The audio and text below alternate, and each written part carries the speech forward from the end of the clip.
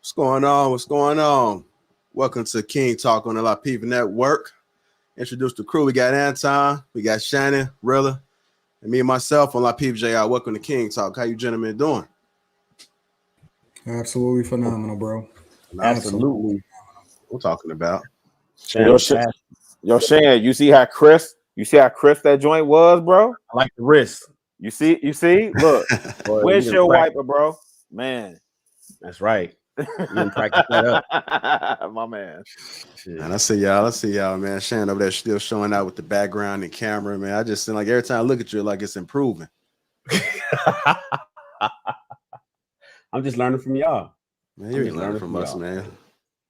I'm just trying to I'm gonna start having you send me a list over so I can figure out what it is I need to get. People be asking me like, Shan, what do you do? Like, but people forget I'm a film producer by trade. That's what I did. Or you can. My filmography is on IMDb, so making movies is what I used to do. So it just translated over here, but it's not hard. It's all I keep telling people. It's not in the camera. People want to run out and buy special cameras and spend a whole. It's the lens. It's all in the lens. It's all in the lens and the lighting. It's all it is. You on your Gordon Parks? Yeah, exactly. Right. Exactly. Well, we definitely appreciate you guys for tuning in to King Talk tonight. It's going to be a great show. We appreciate the support. I know somebody came in and gave an early super chat because they wasn't going to be in attendance tonight. Definitely appreciate you for that super chat. And make sure you guys subscribe to the channel. So on a community post, I posted this. And this is what we're going to do. We're going to break this down. It said jealousy can hide in compliments, envy can hide in support, and hate can hide in love. So just because they're giving it to you does not mean they have to. That does not mean that they have it for you. Trust their energy, not their words. So we're going to break that down. So we're going to break the jealousy part down right now. Let's talk about this. We'll talk about that all night long. Be honest. Jealousy, can you hide it in compliments? So I kind of want you guys to give your interpretation of how you see jealousy, and can it hide in the compliments? I'm gonna start with you, Shan. Of course. I mean, think about the term. Keep your friends close, keep your enemies closer. Why did somebody come up with that cliche? What's the history on that whole phrase? Keep your friends close, but keep your enemies a little bit closer. It's because the people that have jealousy, and remember there's jealousy and there's envy. A lot of people get the terms mixed up between jealousy and envy. Normally envy is where somebody can say, for instance, oh man, Shan, I like your camera. I like your camera work, bro. I want to set my stuff up like that, man. I'm a little envious of how that looks. I want to get mine like that too. Then you got other people who feel jealous, where jealousy is somebody having something that you wish you had to the detriment of the person that actually originally had it. It's like, oh man, Shannon, I hate that you got that like that. I hate that you have your camera work like that, man. Fuck you. What I need to do is so I can bring you down and pull me up.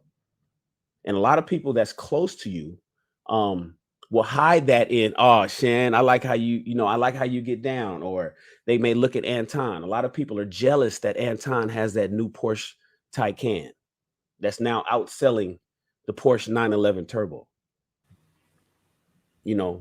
People hate. Well, I don't want to use hate. They are jealous of Anton and his success in his marriage because they can't seem to get it together themselves.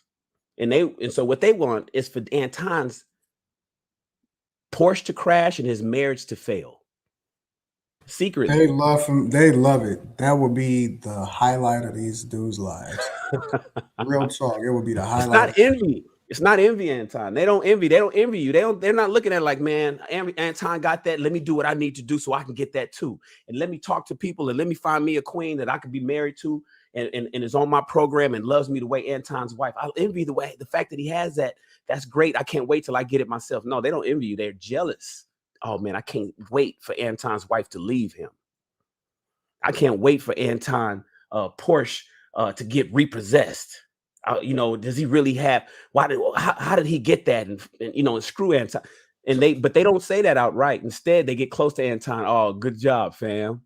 What you doing over there, man? Let me check out what your analytics look like. Let me see how your page is going. How come you know what's going on over there? And they hide that and they want to become friends. And sometimes they'll pay to be part of the Patreon. They'll pay to be part of the network just so they can get in close to watch him fail.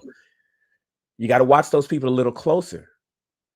That's the jealousy side of this whole phrase. We could talk about this phrase all night, JR. Don't get me started on I don't jealousy. know though, Shan. I think it's the same thing, bro. To be honest with you, they want what you want and they don't want you to have it. That's really what it comes down to. And to be honest with you, I'm gonna be honest with you. The only difference that I see is that I think that envy is that they want what you want. The jealousy part is that they don't want you to have it. That's the only way in which I separate it. Yeah, that's exactly it. But see, it's hate on both sides though. It's both bred out of hate. It's both of them are bred out of a poisonous mentality. And you see it everywhere. You see it in the hood when you grow up. Unfortunately, the worst parts about this conversation is that you see it all the way from your birth up until your death. From your birth up until your death, you'll see it. You'll see it from the hoods that you raised in. I mean, the dudes that robbed me was dudes that I grew up with. You know what I'm saying? They were dudes that, played basketball and they slept in, my parents took them in and tried to look out for them and all of that other type of stuff. Those was the dudes that robbed me. And to be honest with you, all we do is continue to condition ourselves for war. It's so difficult for some of us to break out of that mentality because we've just been conditioned for war the entire time. And that's the only thing that we can think of is either try to defend ourselves or to be on the offensive. I've managed somehow, some way to remove myself. Even recently, like I've done shows to where I'm like, you know what? I'm off that. I'm off the negative. I'm off even entertaining the possibility of somebody talking a negative. I'm not giving no love or showing any kind of, any kind of attention. I'm not giving any attention to anything that does not move in the direction that I'm moving in. So, often I find that the problem is only one-sided now. The only way in which you empower somebody that's jealous is if you start to give them attention, or you start to give them some kind of visibility, or you start to give them some sort of acknowledgement. And the only thing that I can do is move out of love because somehow, some way, through the grace of God, I've been able to unlearn and recondition my mind and think a little bit differently than the way in which we've been conditioned to survive in the environments that we grew up in. But the only difference between jealousy and envy to me is that jealousy is just that they not going to actually do anything to get what you want. To get what you have. The only thing that they going to do is do everything to tear you down. Envy is, I need that. And it doesn't necessarily mean that they're going to work in order to get it or outwork you. It just means that they're going to do whatever it is that they need to do to take it away from you. You know what I'm saying? But it's both bread and hate. It's hate on both sides of the field. And no matter how high you rise and no matter how successful you think you've become, you still living in that bubble in your mind that prevents you from ever being able to get to the success that you're supposed to be at because you base it off of your discontent for somebody else. All right, you guys, I know we're going to break it down. I want to kind of focus on the jealousy part of it. We're going to get to the envy part, but let's just break it down. Jealousy, envy, and then hate. Now, jealousy can also be, I was just going to say, it could be your friends and your family as well. You got your friends and your family, they compliment you all the time, and the whole time, even though it looks like they supporting you, they jealous of you. You can just kind of feel that energy. You don't even have to label it, but you can just feel it because it sounds a little bit slightly like sarcasm a little bit. Oh man, I'm proud of you. I'm proud of you. So I don't know if it's that they discussed it or if they just looking for it to be kind of motivational, but sometimes I do get the feeling, even with friends and family, that they're jealous. Yeah, ahead, I think JR. So and I know we'll deep dive into this. I'm surprised Shan didn't go on Fat Joe's moniker, jealous wants envy, right? Because Anton kind of touched on it. Jealousy and envy it's kind of contained in the same space. Two sides of the same coin, really. Yeah, it really is, man. It really is. And I'm pulling up definitions and looking at it. And even when you look up the definition of jealousy, it has envy in there. However, to what JR is saying, you know, I was actually thinking about from the perspective of, you know, the concept of, you know, you might dap a dude up and say, yo, you the man. Oh, no, you the man. You know, oh no, fam, you got man. Hey man, I wish I could get it like you, fam. Like, man, look at you styling and profiling out this camp, right? And they're not really bigging you up, or they're not really acknowledging your accomplishments. They're really coveting. They're coveting what you've achieved and what you've amassed and what you've gained as a man. And so, you know, as I was looking at this, I was, you know, as I was thinking about the breakdown, I was thinking about all three of y'all, because one of the phrases that come to mind is like, if you don't have any haters, right, you ain't doing it hard enough, or you're not going hard in the paint. And what's crazy, that's a lie, Rilla. I agree. No, do not steal my thunder. Don't get your tail up here on the Tuesday night and steal my thunder, Anton. I asked JR to kick your tail back to the comments. Don't steal my thunder, man.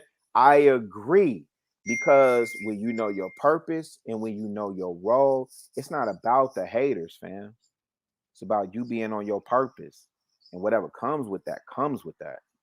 You know what I mean? But yeah, ultimately, and again, JR, I don't want to, you know, kick over too many doors, but I know. We're gonna deep dive into it a little bit more, but I do agree with you too in terms of, you know, people being jealous of you, so on and so forth. But I think envy also plays a part in that. And I'm just surprised Shan didn't really kind of kick it off with the jealous ones, envy. I should have. You know, I was thinking of what killed. It's jealousy that killed Nipsey. Oh. Kill who? You know, Nipsey. I'm just thinking, because I'm here in the Crenshaw district right now. I'm you know, his grandma's house straight down the street where Nipsey grew up. And I'm just thinking to myself, like, damn, you know, when Anton came in and broke down how in YouTube really, how it's really two sides of the same coin. You know, if you let jealousy precipitate, and I didn't know that Anton was robbed by his own bros. You know, I don't know the history of that, you know. And if it's on his channel, I'm gonna go find it, because I know exactly what happened to Nipsey, and it was jealousy that made dude pull out the gun and shoot him when he tried to kick him out the store and wasn't dealing with him. But go ahead. We talking me or Rilla? Everybody. Oh, okay. You know. No, I actually want to for people that don't know, because I think there's a couple different stories floating around. Because when you say that, Shan, the story that I heard was that, you know, Nipsey was clowning dude, and dude got in his feelings because he was being clowned and came back with the heater and popped him. But he didn't. So, well, it wasn't that he was clowning him, is that he dismissed him. So what happened was, the dude didn't come back. He had it with him the whole time, and he probably went in there to start some heat because he had his girl in the alley waiting with the car running. So when Nipsey, he was a shooter from the hood. So he was, you know, Nipsey's from Rolling 60s. Dude he was one of the shooters from Rolling 60s. And then what happened was Nipsey was like, yo, you can't be here. You got to go. And he wanted some attention from Nip while he was at Nip's store. And Nip was like, yo, you got to go, bro. I'm not dealing with that. And then Nip kind of was like, man, I'm done. Turned his back, walked outside, and that's when he went outside and popped him outside right in front of the store. But the reality is, dude wanted to be a rapper. Dude was in one of Nip's old music videos. He had a desire for what Nip had: fame, music career, power, money, so on and so forth. He wanted to be a rapper. He wanted to be and have, as we speak on jealousy and envy, he wanted to be and have what Nip had, but he hated the fact that Nip had it. See, why all the other homies in the hood loved Nip and championed him and backed him up. Everybody from neighborhood, Rolling 60s, they all backed him up and supported Nip, dude was sitting around plotting and planning to take what he had. And that's why old girl was out in the back with the engine running, waiting. And so what happened? When he found the opportunity, he took it. And then came back and tried to finish him off. So it's a whole story behind it. It wasn't about Lip in there clowning, because it wasn't really no crowd. It wasn't like he was trying to, he didn't embarrass dude and was like, oh, you out here, you busting jokes on me, and that's what happened. Right. No, it wasn't that. It was, he hated him when he walked in the store. Man, there's something about that mindset though, like jealousy. Like, what do you guys think it comes from? Oh man, listen. First, let's be clear, bro.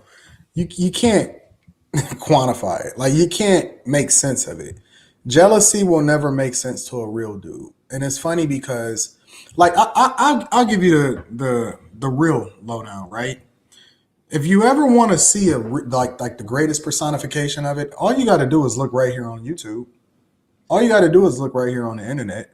Like, there's people that will use what they have to empower you, and they really truly want to see you win. When I go to any platform, the first thing that I do is show love by donating at least $100 right off the bat. $100 right off the bat. Don't matter how big you are, don't matter how small you are. I'm bigging you up. I absolutely want the best for you. I ain't never got to come on your platform. If you want me to come on your platform, I show up. I don't care if you got 100 subscribers. I don't care if you got 100 million subscribers. I'm always going to show you love. But then there's always going to be people, and you can see them. You can see them in the comments on a regular basis. You can see them in other people's comments on a regular basis. The only thing that they ever have to say, ever, is hate. Their only intention, whenever it is that they show up on a platform, is hate. Or they got something to say, or it's got to be some kind of narrative. It's never just 100% positive. That's the key. That's how you spot it. It's never just 100% positive. They've trained their mind. And I don't know if it's just because of the environment that they was raised in, or because they was always around snakes, or they just had to survive their whole life. They've trained their mind to always be looking to throw some salt in the game, no matter what. You see it when they dealing with women, right? You could be chilling with some chicks in your crib or whatever like that, and he always gonna throw some salt in the game. I remember when I seen one of them sketches or whatever, and my man was walking around, and it was a dude. He'd grab him and put him in the head like, hey man, you know, I kicked your butt the other day or something like that. Like, it's always something, you know what I'm saying? It's always some kind of finesse, you know, like I remember back in the day when we used to be around the chicks, you know, to be a bunch of chicks around, we didn't care. Like, if you got that chick, bro, that's dope. Like, it don't, that's the thing for real dudes. Is like, oh, that's not gonna stop my money. That's not gonna stop me from getting that other chick over there.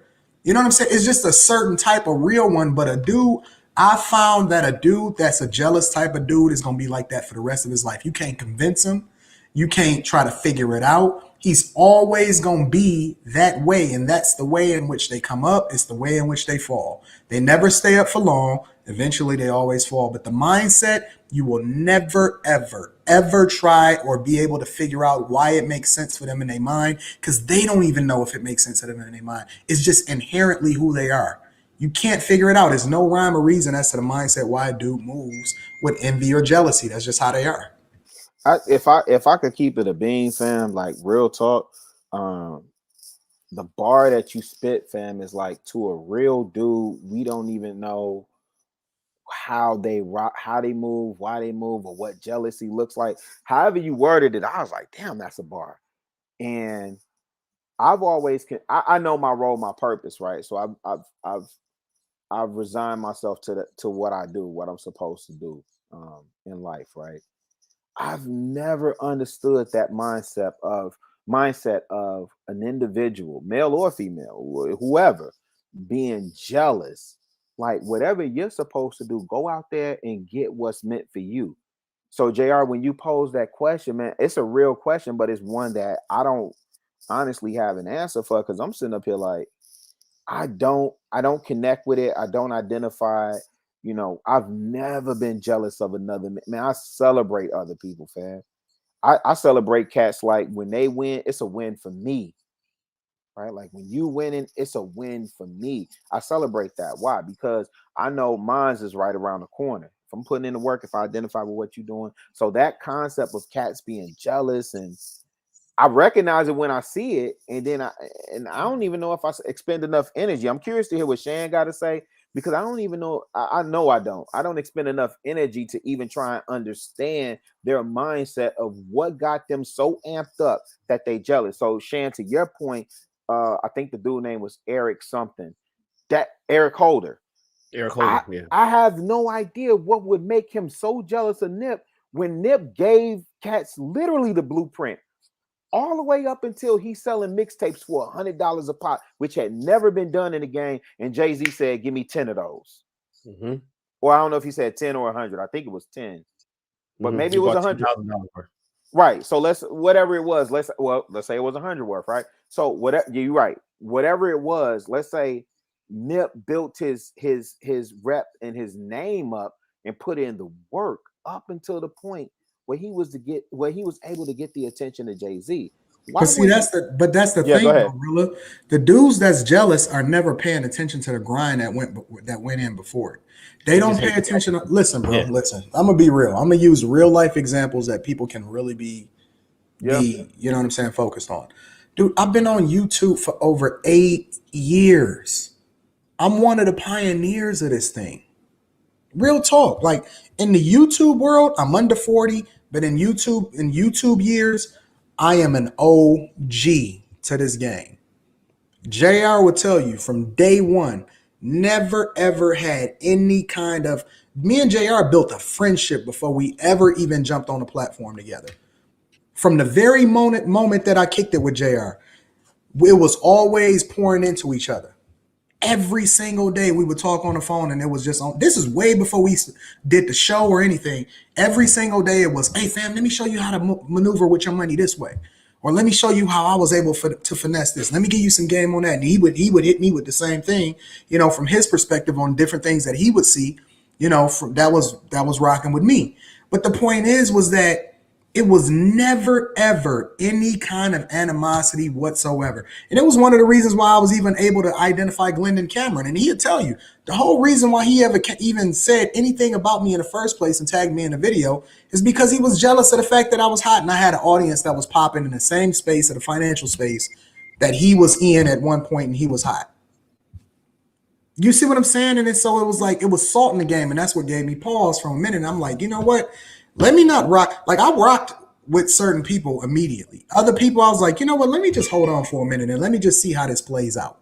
Let me just see how it plays out. And turned out to be clout chasing, turned out to be an ulterior motive. But my point is that regardless of how well you cloak it, it ultimately leads into something that is unsavory. It's going to turn into some level of toxicity one way or another. And you cannot hide that junk for the rest of your life. You can't hide it for your career. Eventually, that junk is going to come out, bro. It has to, in one way or another. I get what you're saying with using him as an example. I'm glad you're bringing that up. Would you say, though, because when I heard you guys kind of have that conversation, I looked at that more or less like he was pulling the Jay-Z Nas. It was almost like he was trying to lure you in. And when you listen to Jay-Z speak about it, maybe he was coveting or envying the spot, but he wasn't, you know what I'm saying? It was almost like he's trying to lure you into something. So do you think that with the and I don't even want to say his name, with the GC dude, do you think, because I don't even want to give him that type of respect, bro, real talk, do you think it was real jealousy and envy, or do you think he was trying to bait you in and lure you into like a Nas JC? Lure me into what? I think he was insecure from the. I mean, but no. Let's explore it though. Lure me into what? What you gonna compete with me on? Well, you know, on my show this morning, I took the opportunity to show people some of my portfolio. I was shown. Listen, I showed them. I showed them my bank account. I showed them my portfolio, my brokerage transactions. I showed them over $20,000 in purchases that I made this week alone. This week alone. Listen, regardless of what people will say about me, the one thing that they can't compete with is the transparency. How you gonna compete with a dude that's willing to show you his whole brokerage account? How you gonna compete with that? You can pull up whatever, you can say what you want to say, you can pull up whatever you want to pull up, but at the end of the day, I'm willing to show you my bank accounts. How you gonna compete with me? Who gonna compete with me? In this financial space, ain't nobody competing with me because ain't nobody pulling receipts. I will show you the failures, the losses, the wins, everything. What could he possibly competed with? I'm Jay-Z and Nas in this space. Nah, but I don't even think, but this the thing though, if you look at, so what I mean when I say Jay-Z and Nas, what I mean is this. Jay-Z admitted that when he did the takeover, right, there was no shots from Nas. There was no indirect or direct disses towards Jay-Z before then. Jay-Z knew that if he took a shot at Nas, that was an opportunity for him to get more visibility. And that was an opportunity for him to get a run at the throne, if you will, right? And so that's why Jay-Z took that shot at Nas on the takeover. So that's what I mean when I say like the Jay-Z Nas, not the ether. But you got to believe that you can beat me in order to do so. So do you think so? Look, so this is the thing. This is the other thing. Jay-Z actually felt like he was the king. That's yeah. My thing is, do you feel like, dude? That's my question. Do you think dude was genuinely jealous of you, or do you think he felt like I think he was setting you up for like on some Jay-Z Nas to lure you in and try and what? Come in with a Mack truck and run everything over? Possibly. Well, listen, why you think that what's his name? What's the other dude's name? The blackety black guy, supposed to be a financial guy. Boyce Watkins. Why you think Boyce Watkins won't cam up? Dog, listen, I only show people the tip of the iceberg. Look, then I started taking them through my real estate portfolio. I started showing them my renters. You know what I'm saying? Now I'm showing the cribs and stuff. I got so much ammunition that's loaded up for whoever willing to cam up with me. Don't nobody want that smoke. The best thing for them to do is to walk away and align with me. Either roll with me or get rolled over. But either way, the train is going that way, bro. It's going that way, either way. Shout out to the lead attorney. Look, appreciate you. It's funny because I give you a perfect example of non-jealousy or truly real inspiration. I remember when I did the red pill is wrong about marriage videos, right? Caused a complete uproar in the entire sphere. I seen the lead attorney about to do a show. I didn't even know the lead attorney was doing a show that day. I was at the Porsche dealership picking up the Porsches and ordering the second one, right? I cammed up with the lead attorney. I sent them a super chat. He'll tell you. I sent them a super chat, and then I told him, I said, don't take it easy on me, bro. Get it in. I remember Get it in. I remember that too. And then I cammed up with him right after that and was like, all right, so we got a difference of opinion. Me and the lead, we differ on a lot of different things. But listen, when the lead had 15,000 subscribers, I was the first one that said, yo, soon as you get to 100, and I believe you're going to get to 100, we want the lead to get to 100. Make sure y'all get the lead to 100. I'm going to be the first person to congratulate you. I said I'm going to be the first person to congratulate you by buying you a Versace robe, and I'm going to send it to you personally. That's what I said before the lead ever really start hitting this stride. That's real love, bro. These dudes that's out here, and it was funny because I wanted to tell the lead one time when he was doing a show, and he was trying to show love to a bunch of content creators. I knew that it was a bunch of content creators that was using his platform just to get on and didn't have no love for him in the first place. I seen it right away. Snakes. Acting real, like bro. Acting like they care, trying to get on and jump on the live and get on the panel and talk about it all the while, just using the platform for their own purpose and really hating the fact that he's moving as fast and as successful as he is. Same with you, Anton. Same with the Lapeef Network. Man, y'all letting it out now, huh? Listen, man, we all know what's going on out here in these streets, but it don't even matter because winners win. And the one thing that people will never be able to compete with is the work ethic, the innovation, the growth. And it don't matter how jealous you are. The only thing that you got to be worried about, I got enough money for security. It costs me $450 a day for my security now. I got real security. I'm walking out here. I got to walk out here and I got security. The only thing you can do got is hit that, from a distance. You got that Tekashi 6ix9ine security? Listen, I got the type of security that walk around with the fake hand, but his arm is really on the gunner. Word. It looked like he holding his hand. It's a fake hand. He got the hand on the burner, and he across the street, and he walking, and you thinking that he just a regular guy. JR, Anton finna pull up on O Block, fam. Hey, I know the guys kind of touched on envy a little bit. I want to go to you, Chicago Gorilla. Envy can hide in support. What are your thoughts about it? Yeah, I think, yo, this is the crazy thing, JR, behind the scenes. Y'all know, man, I've been shooting y'all messages like this YouTube space is weird, man, right? And so I look at cats that you think are supporters, right? And they give you the compliments the whole time. My opinion, just the observable eye. And y'all know how I move. Like, I think I've been the same from day one, right? I think I've been the same from day one. But let's not even say in YouTube world, like to the relatable everyday man. Again, it's one of the examples that I alluded to. The cat that rolls up on you, you the man. Nah, you the man. You know, you got it. No, you got it. Right? Whole time they eyeballing you and they really praying for your downfall, man. Like, hold on. Let me dip to this real quick. I just want to dip so we have a baseline for what envy is. The definition, right? A feeling of discontent or resentful longing aroused. You said what? No, keep going. I'm just Okay, my bad. A feeling of discontent or resentful longing aroused by someone else's possessions, qualities, or luck. That's envy, right? And I ain't to Shan, to be honest, I never even listened to Jealous One's Envy. I never listened to that album, but I thought it was a dope.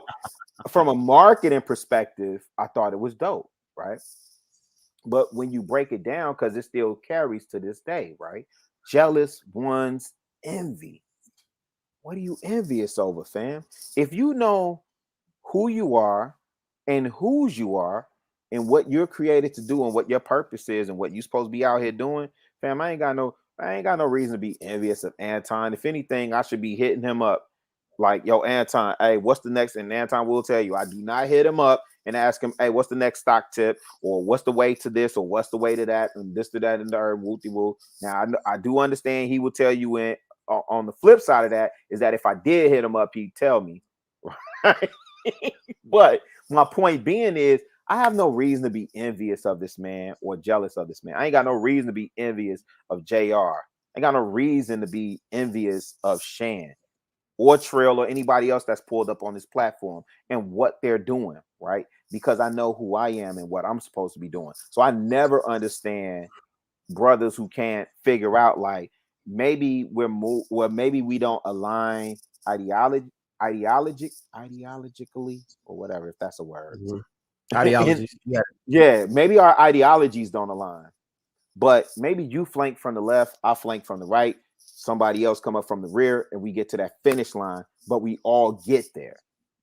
I don't know, really. I don't think envy is necessarily a bad thing, though, and maybe that's just from my purview. I think envy is something that because these two emotions, jealousy and envy, everybody has, right? I think jealousy is the part where things can go bad. Just the jealousy is, you think is so, where Shane? You think everybody got that? I think so. I disagree, I think Shane. to a degree. This is just what I think. To a degree, everybody, because that oftentimes envy is oftentimes what drives people to do better. In my opinion, it's like, so you're trying to say it's kind of like they. But see, the person. problem with that though, Shan, is that hate is that would mean that I would actually want what you want, right? I think it's a difference between competing with somebody and actually wanting it because they have it. You see what I'm saying? Like both envy and jealousy are rooted in a form of hate, though, right? Like, do we agree on that? Yeah. That envy and jealousy are both rooted in a form of hate, and then envy, more than anything else, is rooted in covetousness. Like, I covet what you have. But see, I can't. I'm talking about different levels. I can't want what you got and still show you love at the same time, though. Why not? Because it's not genuine love. Because the whole time I'm only doing it for ulterior reasons. Let me do it like this. So I I think I know what Shan's saying, but I don't think that's envy.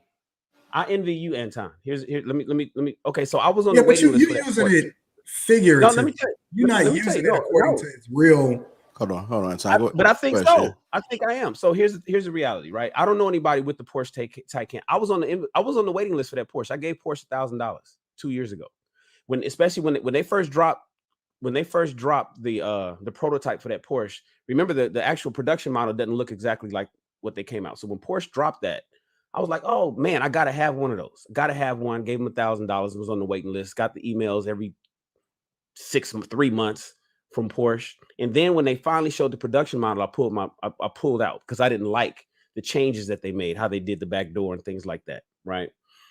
And then when you got yours, I was like, oh, now I know somebody, or I could see somebody that got one every day. Fuck. I envy that. Now I see you pull it and I see the dashboard. I'm like, okay.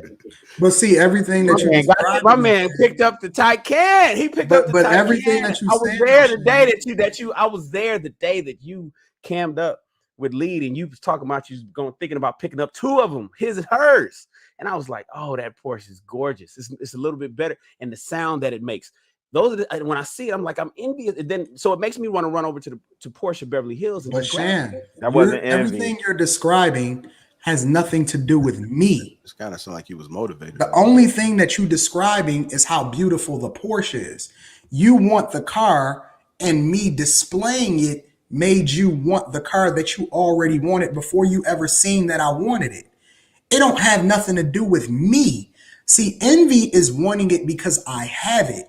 Because you want it because you think it's a dope car, and now you see it, somebody that's closer to you, that you have some more visibility into it. It's still based off of the car, and it's not just because I have it. So you're saying my desire for that Taycan transcends you. It's just amplified because I see you. It don't have nothing to do with the car. I mean, it don't have nothing to do with me. It has everything to do with your desire to have a dope car. Oh no, Shan. Somebody in the comments said that it's jealousy. I don't think it's jealousy. I don't think it has nothing to do. I don't read the comments. I stay out of the comments. I don't think it has nothing to do with me. Listen, it don't matter if I had got it, or I want everybody to have it, or JR would have got it. Yeah. When you seen that car and you seen the inside of it, you was gonna be like, man, I wish I would have kept my thing. Because it don't have nothing to do with the person that has it. It has everything to do with the car itself. That's not the same, Shan. Yeah. It sounds more like inspiration and motivation than anything else. I mean, listen. Well, like up in Shan's case, I wouldn't.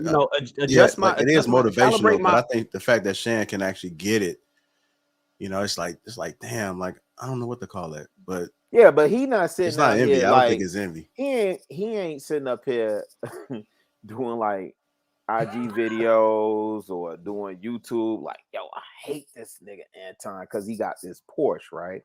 He's like, I saw you get the joint and it made me reconsider. No, not only that, he said, let me show you some love for getting it, bro. That's dope.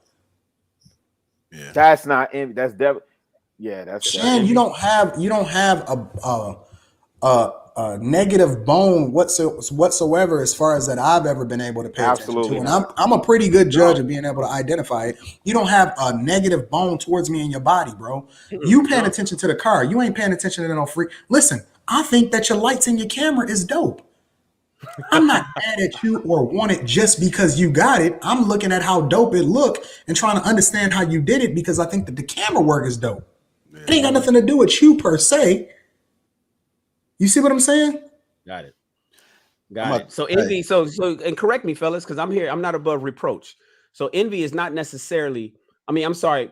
Motivation and admiration doesn't necessarily have to do with envy because it has nothing to do with the actual person. Okay, I see what you're saying. Yeah, I see because I wanted that Porsche before I met everybody, before I even knew that Anton picked one up. And then when it's about the thing that you're trying to accomplish, but it has no face or name to it. It's all about the objective and not the person that's completing the objective.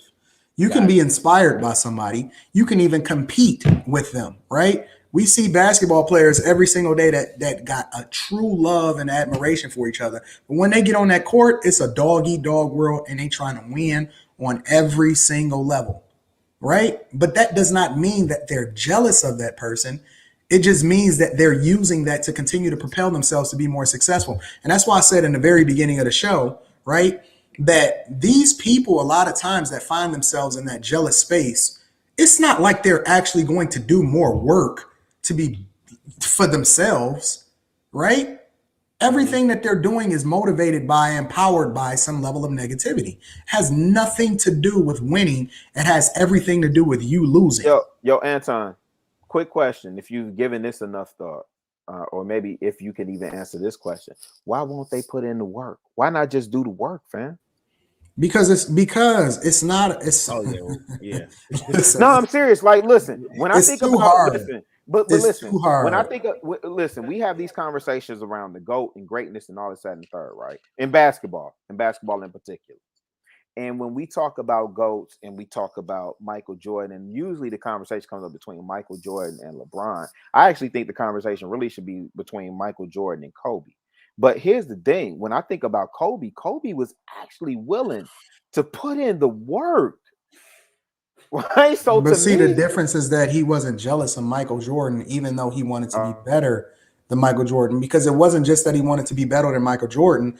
The thing was that he wanted to be the best in the world, and Michael Jordan had to be the hurdle that he got over, which was one of the reasons why they were such good friends, even after Michael retired. And he would call him late at night and say, "Hey, how did you do that move?" Right? Michael Jordan talk about these stories all the time, right? The admiration that he had for Jordan and him being the hurdle that he would have to jump over in order to get to that upper echelon is one of the reasons that he put in the work, is because it wasn't rooted in jealousy or envy. It was rooted in, exceeding whatever his own potential was, hopefully, in order to get to the Mount Rushmore of the greats. I got you. It had nothing to do with Jordan himself. It didn't matter if it was Jordan or somebody else. He was going to try to understand how he was going to be the best that he could possibly be, and putting in the work was the evidence. Anton, would you say Kobe getting over the hurdle of Jordan was like Jordan getting over the hurdle of the Pistons? I don't. Nah, that was a slight dig. Because I don't think that Jordan was envying the Pistons. Right? The Pistons was just a barrier that he had to overcome. Nah, he definitely, because maybe he did that first repeat. Maybe he did. We'll say that for a Sunday conversation. I'll give you one more caveat to why jealousy don't make sense. Because a person can be jealous of somebody or envious of them. They can exceed them and still hate the person that they exceeded. Hold on, say that again. They can be jealous or envious than a person. See, think about it. Sometimes when somebody is jealous, they're not even in a position that they're lower than the person that they're jealous of. Somebody could be jealous of somebody having a good family. They could be jealous of somebody having a certain type of lifestyle, that they had a father growing up or something like that. It don't even have anything to do with where they're currently at. They can be successful in their own right, and it's something that they don't like about what it is that they see about that person. And it has no rhyme or reason as to how it is that they're going to act. Somebody could be jealous of a dude because he walk in a room and a girl like him. He could have every other girl in the room, and because that one girl was feeling the other dude, he looking at him sideways. Yeah, but Anton, that would require that person that's jealous to not have that. I'm not sure that somebody that has something more of what somebody else could still be jealous if they have it themselves. But my point is that use money as an example. So you got a millionaire, then you have multimillionaires, then you have billionaires, right? So maybe let's say, for instance, somebody who's amassed a wealth of $10 million in assets or whatever, right? And then you got the person that's only worth $1 million, jealous or envious of the things that the $10 million man has. Once the $1 million man reaches the 10 million or exceeds it, say he gathers, assets and things of 20 million now, can he still be jealous of the man with only 10? But here's the thing. He's but I'm not sure. Jealous of the fact that he got the money. He using the money as an excuse in order to justify how he feels. The reality of it was that he's mad at the fact that he is not the only person that's in the room that's being paid attention to now. Oh, narcissistic tendencies. Yeah. It's a lot. It comes in a lot of different forms, bro. Like I said, he can have every bad chick in the room. Good point. Good point. And then you can come in there and you can get that one bad chick, but he got all the rest of them, and he'll be looking at you funny, like, who is this now? You know what I'm saying? Shan. Who's this nigga in here taking Hey. out all the time? What's Hey. happening? I'm about to use an example. It's a guy that I went to college with, right? Mhm. I'm talking about this dude was racking them up. I mean, everybody know that he's racking it up, and even the chicks know he racking it up, but they don't care. They still fuck with him, right? Like, I respect that.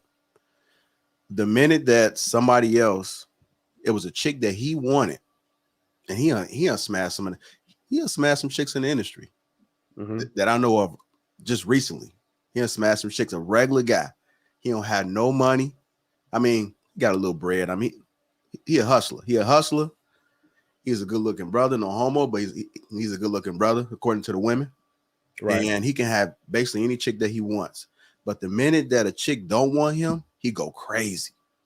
I'm talking about he done caught some cases. He had the police called on him. I've had him questioning me, asking me, man, what you say to her? I say, I ain't say nothing to her, dog. It's like, what's the problem? It's crazy. Because he can't, in his head, he can't understand in that moment why he's not winning. Why he's not winning that moment, because he get them all. But the minute he don't get one or two, or one he think he should have, that mindset is different, man. So is jealousy and envy tied to narcissism? Think about it like this, really. Now tell me if I'm wrong. Now this should really give you some insight into it. I've seen grown men jealous of the attention that their wives get, bro. I've seen men jealous of their own wives. You move in a different circle. You move in a different circle, and I want to hear this. Real talk. Like, they jealous of the fact that I'm telling you, bro. Like, now, it's no rhyme or reason for that ever to happen. There's no way and no how that he could ever compete with her, or should ever be looking to compete with her, bro. Give me some insight as to why that would happen. Admittedly, they admitted that they was jealous of their wife. Like in JR's example, when he talks about the brothers that he got all the girls, and this one dude came in and got those 1 and 2 girls. I think where I'm saying is, JR, what if that brother that's jealous that he didn't get that 1 or 2 girl did get her? What if he also did get her? Would he be jealous that other dude get it? I mean, could he be envious of that other dude that he got it as well? And that's where I'm coming from. Like, I don't think he cared as long as he got it. Like, I've literally seen this dude smash 3 chicks that all stay next door to each other, and they was all at this physique show, sitting together cheering for him. I'm sitting there, man. I said, man, I respect you, brother, man. I'm like, look at this shit right here. Oh, he smashed all 3 of them. They all sitting together. I'm talking about all the chicks, any chick that come in his way, 9 times out of 10, he gonna get them. But the one he doesn't get, he go crazy. That sounds like narcissism, fam. Yeah, because I think if he and to what Anton was saying, can somebody that has more than you be jealous of somebody that has less? The answer is yes. I'm thinking that it can only happen if the person that has less has something that the person that more doesn't have. It really requires, no matter how you slice it, no matter what level socioeconomic, or whether it's 2 people, you just have to have something that somebody else can't have or don't have. And I think if they do have it, if you're still upset that somebody else has something that you can obtain yourself, but that's not true, Shane. It would be probably some kind of, because it could just be based off of the attention that they get in the room, and it don't have nothing to do with whether you have it or not, or can get it. And I got you. I see what you're saying. It could be, and then so now it shifts to the attention, and that goes to the marriage part. So like, Anton comes and says, "Listen, man, you got dudes out here competing against their wives. They mad that their wife got more attention than they got. They not the man in the relation. They're not the center of attention in the relationship. The wife is, and so dude is actually jealous of his own wife as opposed to being all in one team. It happens more often than you think, bro. More often than you think. And I want to salute Rilla, man, because the one thing I like about Rilla, and he's always told me this, and this is one of the reasons why I said that no matter how far we go, I'm taking Rilla with me, because Rilla always told me, man, I don't need nothing. I don't need anything from you. I just like what you're doing. I just support what you're doing. And I just want to just do whatever as I can to support the movement. He said, I don't need anything. Even when I'm trying to give him something, trying to talk to him, hey brother, I don't need anything. That's one thing.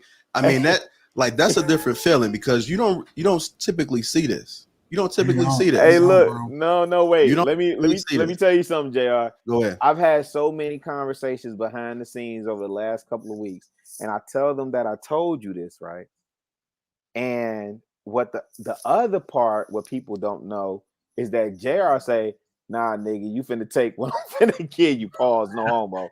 But JR say, like, yo, I'm gonna make sure you straight. And what I tell JR, yo, fam, I'm here. I believe in the mission. I believe in what we building over here. And the moment I'm not relevant, pull me down and I could function, because I don't ask for the stage.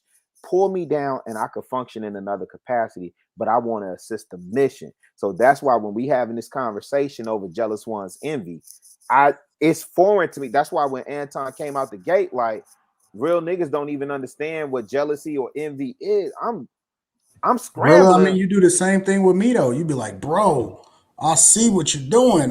Listen, whatever you need. Really be texting me through the show, like, man, you a genius. That's how all of y'all are, man. Come on, let's keep it 100. That's how, Anton didn't hit me with Anton came and hit me with super chats. That JR Lapeef, the Lapeef Network. I'll be over there just doing talk about it, Shane. And then Anton just pop up. Anton is my highest supporter so far, with the suit, because I just got monetized 3 weeks ago, maybe a month ago now. And I'm just doing my little thing over there, and all of a sudden, here come $100 out of nowhere. Anton, do it again another day. Here come another $100. I'm $50 from the Lapeef Network, $50 again after that. Y'all, that's just the kind of guys you guys are. So, I don't expect anything different from Chicago. Chicago coming, he's staying up late at night, hanging out after he blessed me with a super chat. So and then hold on, I'll give you a lot of gang activity. It's a lot of gang activity. I'm gonna say this. That's what you guys do.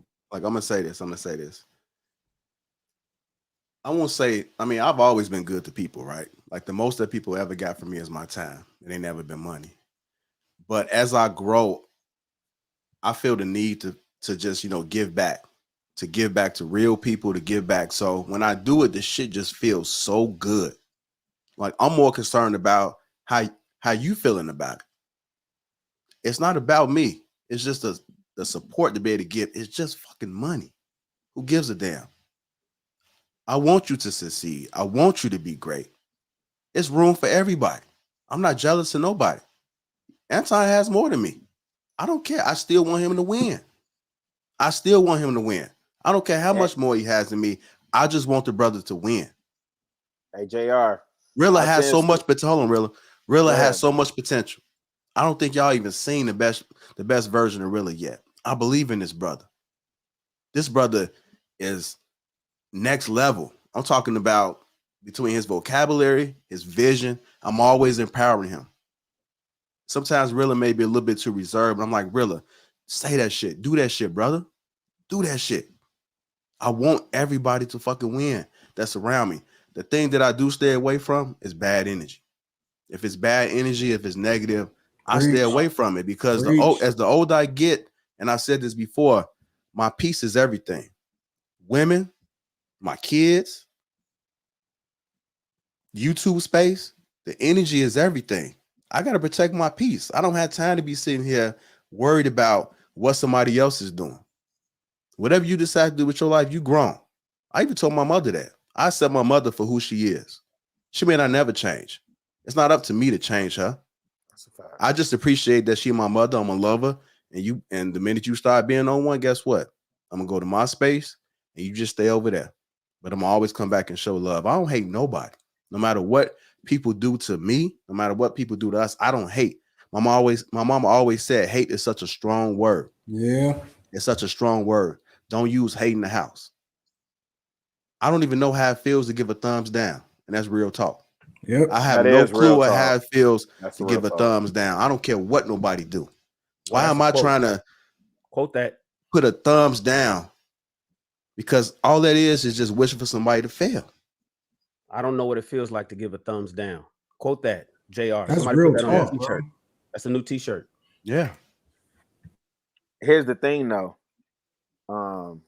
Shannon, for what you saying, this is one thing that I love about this network. This is why when you see us rocking the shirts and the apparel, hey man, we gang banging out here, right? We gang banging. Facts. And I done sent super chats all across this joint. And I done sent super chats to Anton. Big facts. I know he got it. He got it. He got it. And I sent super chats to I sent it to him. Yeah, I didn't send them to you too. Multiple times. All of y'all are multiple with me. Yeah, but I do that so cats know ain't no jealous ones envy over here, fam. This is what we do in this space. This is what you know, when we having these conversations about men holding men accountable and men building together, and then females holding females accountable, and they, you know what happens? They look at us and they're like, dang, the gentleman over there doing whoopty whoop blase splee. What? I'll go over on Lead, and I know Lead, a 20-year divorce attorney in Atlanta, and I'm sending them super chats out the wazoo. Cats that's in Anton Patreon, and I know they trying to get their weight up, right? I'm over there. You ain't monetized yet. I'm sending cash apps, right? Because they rocking with him. I'm rocking with y'all, right? So that's what we do, man. I ain't got a jealous bone in my body. What I told JR out the gate, fam, you from the crib, man. And JR did tell me, like, yo, the whatever message you trying to convey, and all y'all know I'm trying to holler at the young bloods. He like, yo, leverage that, do what you need to do, blase split, right? That's what type of time I'm on. And I want to show these young bloods this is how men build. We get together, we may disagree, we may not see eye to eye. We hold each other accountable, and then we come back. And guess what? We can also be transparent enough to say, hey, fam, I was wrong in that situation. Or you presented some new information, and I changed my mind on how I thought about that. Now I'm going to move in a different direction. I can't wait for 2022 to happen. I got so much stuff to show y'all for 2022 that I've been just learning these last 7 months just from being in this space. Y'all have no idea, fam. I ain't got time to be jealous or envious over somebody else, fam. Real spill. All right, it's going to transition to a final breakdown of this, which is hate can hide in love. Hate can hide in love. Let's talk about that. Start with you, Shannon. Let me process that. Hate can hide in love. Ooh, now you touching on most of America's marriages. Nah, Shannon, I'm gonna say mine. Hate can hide in love. Damn, how should I attack this? Get your hand in my pocket, nigga. Huh? You know, because now you start thinking about shit. You know, I got like New Jack City. You start thinking about all kind of shit. The closest people to you, bringing down the entire operation, bringing down the entire empire, to their own detriment. To their own detriment. I'm swinging around to. Should I do business or should I do relationships? Let me do relationships. You got so many relationships. You got so many marriages.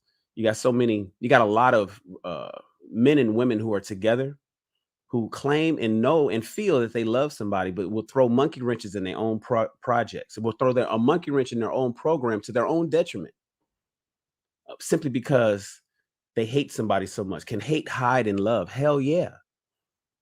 Hell yeah. Oftentimes you'll have, and that's why a lot of times they tell people, do not mix business and pleasure. One of the mistakes that I made. So let me reveal something that I normally tell people that I tend to counsel when it comes to marriages. One thing that I did was drag my wives into my vision. Oh man, no, I don't want to go there. I dragged my wives into my vision, irrespective of what they felt. Didn't care how they felt about it. Didn't care if they wanted to do it. I was just like, yo, this is what we're doing. And what it felt like was, as much as they loved what we were doing, they hated the fact that they were there. And as a result, both of my marriages failed. I'm gonna just skip to the end. Both marriages failed. And if I and I hate when I think about how I went about it, I think I did it all wrong. And I don't advise people to do it the way I do. And that would turn this into a whole nother long segment. But as much as they loved me, as much as my wives loved me at the time that we were together, they hated me as well because of the way I moved and the way I did things. And so hate, did it feel like love? At the time it did, but I didn't understand why shit wasn't working. You know, you had, you know, in one case, you know, you have this multi-million-dollar business and empire that's doing well and thriving, and locations and employees and everything. And I'm wondering why dots aren't connecting. Is because I gave the opportunity to allow somebody who hated where I put them in the position and the things that I had them doing, thinking that it was love the whole time. And I just didn't have the wherewithal or the vision to see it. See, a lot of times you guys will force somebody to do something that you want them to do. You'll force them to do it, as opposed to have the leadership skills, which I lacked, to kind of massage them or motivate them to do it. You know, a lot of men want to go out there and rule with a heavy iron fist to get his woman to do something, as opposed to encouraging her and making her feel comfortable in doing and getting on his program. You know, like I speak on that all the time. I talk about 50-50. I tell people how I don't believe in 50-50 over here. It's only one program. It should be the husband's program. But what I didn't know is how to get people on that program the right way. And as a result, I created hate in the love of our marriage. And it ultimately killed the entire program, my whole empire came crumbling down twice, one time in film, another time in fashion. So hate can, in fact, hide itself in love, especially if you don't know what you're looking for and you're uneducated. I never had no big OGs to really teach me. I kind of learned everything on my own. That's why I'm big on trying to teach and be the big OG now through my failures, to teach young people what not to do. But shit, in the relationship space, you got to be careful, because what you'll think is love is actually hate if you don't have the proper communication skills and the proper leadership skills, both of which I lacked in my previous relationships. I know better today in moving forward, but back then I didn't. And as a result, I failed.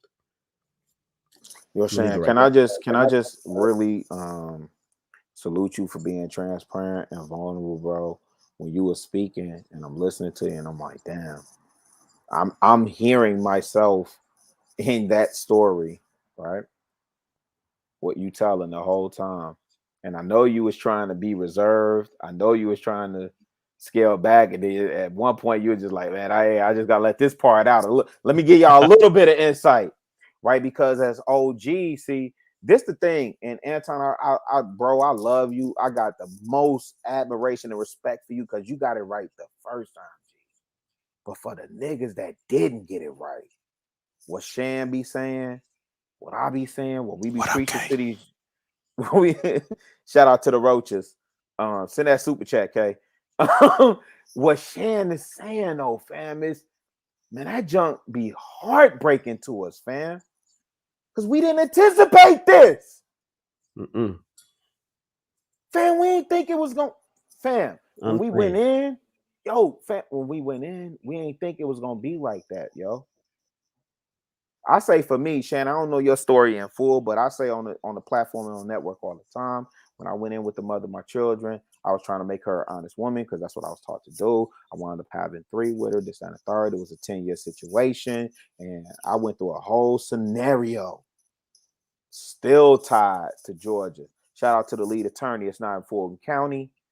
You know what I'm saying? I ain't got to be in courtroom 3C in Fulton County, but I didn't anticipate that it would be like that, yo. Right? When you talk about can hate hide in love? Hate can hide in love. Yo, fam, a real spill. I don't even think I said this to y'all on this channel. Whatever. I done gave y'all so much, man. Whatever. My girl hates it. She like, what the hell you doing over there? She is. She like, you done let them know I'm boo thing, right? She let them know you told them all parts of our relationships, and I ain't even gave her up. I didn't block my Facebook stuff, right? Only people that really know me know who she is, right?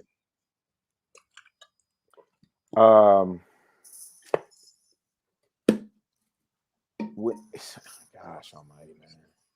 That situation with the mother of my children, man, like nobody ever expects to go. I'll just say that, man. Like nobody ever expects to go through that, man. And when you talk about can hate can hide in love, yo, fam, I wasn't even out the house. We didn't even start divorce procedures before child support was initiated. Was that ever really love then, though? You know, when I look back on that situation at the time, it was high expectations off of wrong information.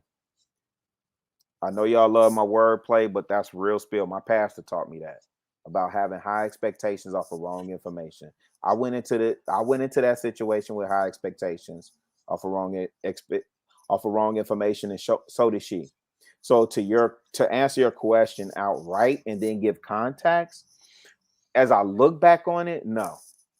And I've said, and remember, we've talked about this on Thursday about being married off a false premise, because my premise was making her an honest woman. It wasn't because I loved her, I saw a future. It was because, oh, we've been doing blah, blah, blah, and I knew my son was on the way.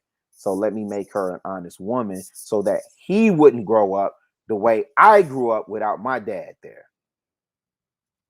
Since Shan want to get vulnerable, I'm just, since he's gonna open the Pandora's box, I'll give y'all some insight into that too. And so but real spill, Anton, before I was even out the house, we had negotiated nothing. I was hit with child support before I was out the house, fam. That's why when I see Shan and he had a conversation with the mother of his children, and I would never call her your baby mom, fam. That's disrespectful. I would never do that. And any gentleman that's paying attention to this right now, you refer to the mother of your children as your baby mama, you out of pocket. That's my opinion. You out of pocket. If you have a good relationship, joint custody or whatever, that's my personal opinion. You out of pocket. But anyway, can hate hide in love, or hate can hide in love? Fam, I was hit with that child support before I left. Before I was like, yo, I'm getting served with the paper. And you know what's crazy, Anton? She was right there when the papers got served. She was there. But see, let me ask you a question, Rilla. Yeah. Because you said you wanted to make an honest woman out of her. Well, that's what we was taught. Well, did you love her? Yo, fam. In the beginning, I've said this. This is the whole thing. No, this is the whole thing. Dang, I'm giving up too much. I hope these people don't see this. This is the whole thing when we go back to getting married off of false premises. Right? Because I led in that situation with getting married based on making her an honest woman, based on what? She had my seed coming. She'll tell you, if she honest, she'll tell you, like, she would always be like, oh, you love these kids more than you love me. And I had to work myself up to convince her, nah, babe, nah, I love you. We good. No, you tripping. Da da da da da.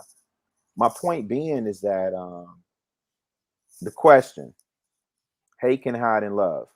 And I'm taking it away, and I know I'm deferring the conversation, but yeah, hate definitely can hide in love. Because I'm gonna tell you something, ain't nothing like, and I know there's plenty of men, they may not see this broadcast, or maybe they will, but I know on other content creators platforms they talk about it all the time. There's nothing like getting served with child support papers while you're still in the process of trying to figure out what the hell is going on. Man, that's just shady as hell. Facts. I just want, I don't want to take it down a somber like that route. I just want to give y'all insight. You know what I'm saying? Yeah, hate can hide in love, man. Imagine sitting in the crib and you get hit with them, like you still trying to figure it out. That almost sounds like a hard muff right there. But you understand what I'm saying, JR? It's like, damn. Like, we Gucci now. Yes. Hey man, we and I won't say we fully Gucci now, but everything is on track and it is what it is. And I'm doing what I need to do. She doing what she needs to do. And I understand what it is, but it's just like, that's the crazy part. Like, damn, sitting here, you trying to figure it out. You hear a doorbell ring and you go to the door, paperwork. That's that hate inside that I don't love. think that hate can ever hide in love ever. I want to hear your breakdown on this, Anton. You can't have both the devil and God in you at the same time. You can't have light and darkness in the same place. It's impossible. Impossible. I think that somewhere down the line, we have to search ourselves to determine whether or not the person actually ever loved you in the first place, or they tolerated you and then grew to hate you throughout the relationship. But that's much different than love, because there's nothing that my wife could ever do or say that will cause for me to ever say I hate her. Ever. Not one thing. Not one. Anton, not the worst thing that you can think of. There's nothing that you can ever say that would ever force me to hate her. Ever. Let me ask you something real quick, bro. Real quick. I know they hate when we take it to scriptural reference, but do you think Judas loved Jesus ever? Yes. So hate can hide in love? That wasn't hate. It was opportunity. Yeah, it was a moment of weakness. He fulfilled his purpose. Yeah. He was there for that purpose. Right? You can love somebody and do something wrong. You can love somebody, because listen, hate is a strong word. I see what you're saying. I see what you mean. It's a strong word.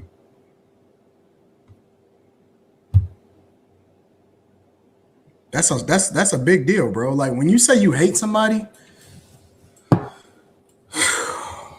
I mean, that's one of the strongest words that you can ever use to describe your relationship with somebody in the first place. Mama always said that. Don't say that. Don't say that. Yeah, I mean, it is. I think that you can love somebody and have a moment of weakness. Think about it. The people that adore each other the most sometimes get into some of the worst arguments. Yeah. Do that mean that they hate each other or that they don't love each other? Absolutely not. It may mean that they're passionate. It may mean that a guy had a weakness. Listen, if a guy cheats on a girl, that's what I was just about to get to. If you love me, you would have never did it. Right? Did he not love the woman that he was with? Can a guy love two women at the same time? But I think he could love her, even if he. Well, go ahead. Let me go ahead and land. No, I'm just wondering. Wait. I want you to answer that one, and then answer: can a man love two women at the same time? Shan, same thing for you, Rilla. Don't start going on solid now, Rilla. Or is his love for one a display of hate for the other? Wait, a lot of times people don't even realize that people lie to you because they love you. Their energy is misdirected in how it is that they're supposed to operate with you, right? They don't have the understanding, or they don't have the courage to really face the idea that if you really love me, then you wouldn't have never did it in the first place. But that's going to the root cause of whatever the issue is. But the reality is that if you didn't give a piss about him, then you wouldn't care about what you told him in the first place, right? It's the intent. The intention a lot of times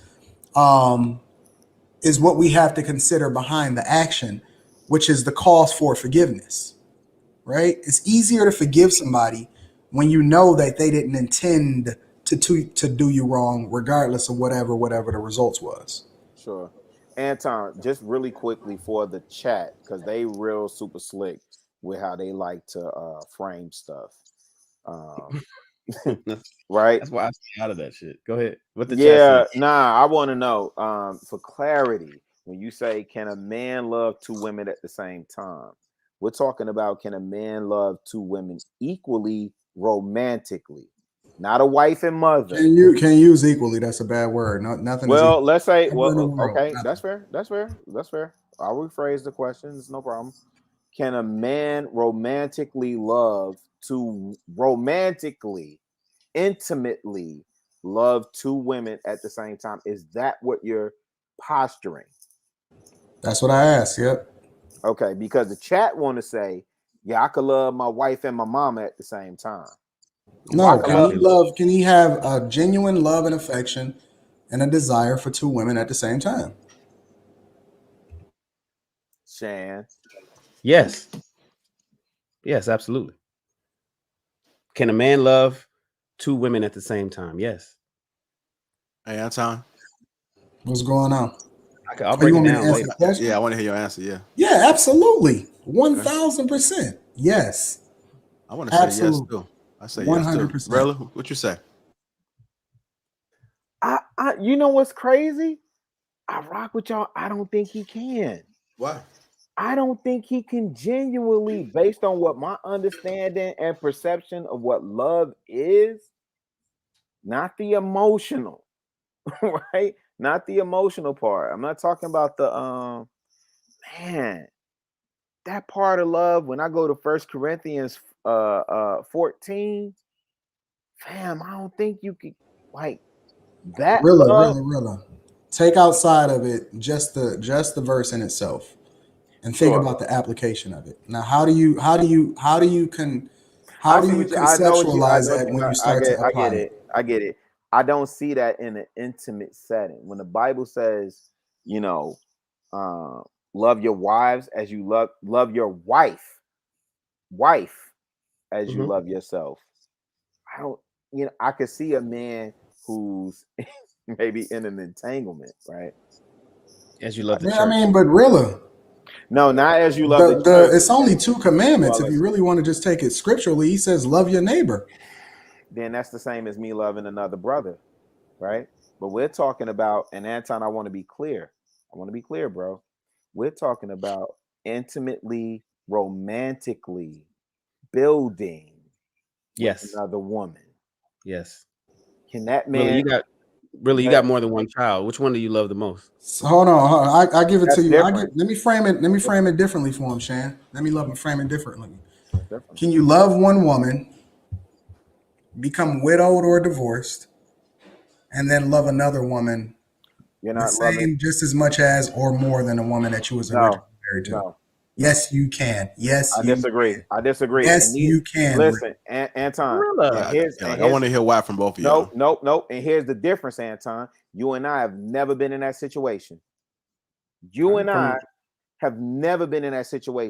we can listen to stories of other people, and we can hear insight. But Anton, I'll be honest with you, bro. Man, you be hard pressed to tell me, God forbid, I'm not using this. Well, okay, I don't want to use this on you because I believe words, life and death. I got what you're saying. I get the. You understand where I'm going? Mm-hmm. I doubt that could happen, bro. Now, well, maybe the caveat is on the same level, and I don't want to do semantics or mince words or anything like that. Can a man find himself in another situation, right? Yes. I don't think that man is that man. We're not talking about equally. The premise of the question, and that's what I'm. Man love two women. But I think he said at the same time. Was at the same time? Yes. On the same day at the same hour. Jeez, hey, really.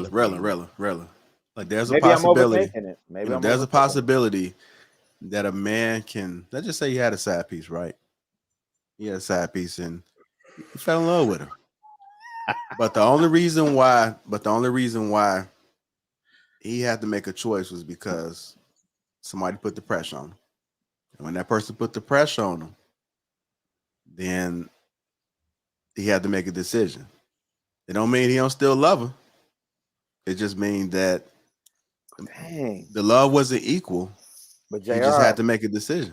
There's a whole lot of men laying up thinking about their side piece. That's the thing, though. They thinking about their side chick right now. They love her to death, playing with their wife. See, listen, this the thing. I hate to be like when y'all say it like that. Then it goes back to Anton's question: was it really love? You see, that's because I'm making it grimy. I'm making it seem because if it was really love, you would have really did what you needed to do in the first place. Hold on, what you say? See, Anton, okay, so in another scenario, Anton was saying when we talked about the hate could hide in love, right? Anton was saying, well, if there's hate there and then it's hiding in love, was it really love to begin with? You're saying, JR, when you interject, hey man, this dude had a side piece and he fell in love with her, I would contend that he fell in lust with her, right? I wouldn't say that, because the caveat is that you said side chick. So I would say, I'm not talking about Can we define love, JR? I'm not saying. Like, I think you gotta. I think you gotta think about why some people get married. Are they getting married for love? Or are they getting married because it just makes sense? I'm not talking about falling in love. Can you love two women at the same falling time? in love? Yeah. What is everybody's definition? Like my definition of love, and I've been saying this for 30 years, from my army days till today, that love is when the health, well-being, safety, and security of somebody else is more important than your own. My definition of love, and the way we use it here in America in basic, semantics, is when the health, well-being, safety, and security of somebody else is more important than your own. And Shan, honestly, if I'm going on that definition, and if you're asking me, can a man love two women on that spectrum?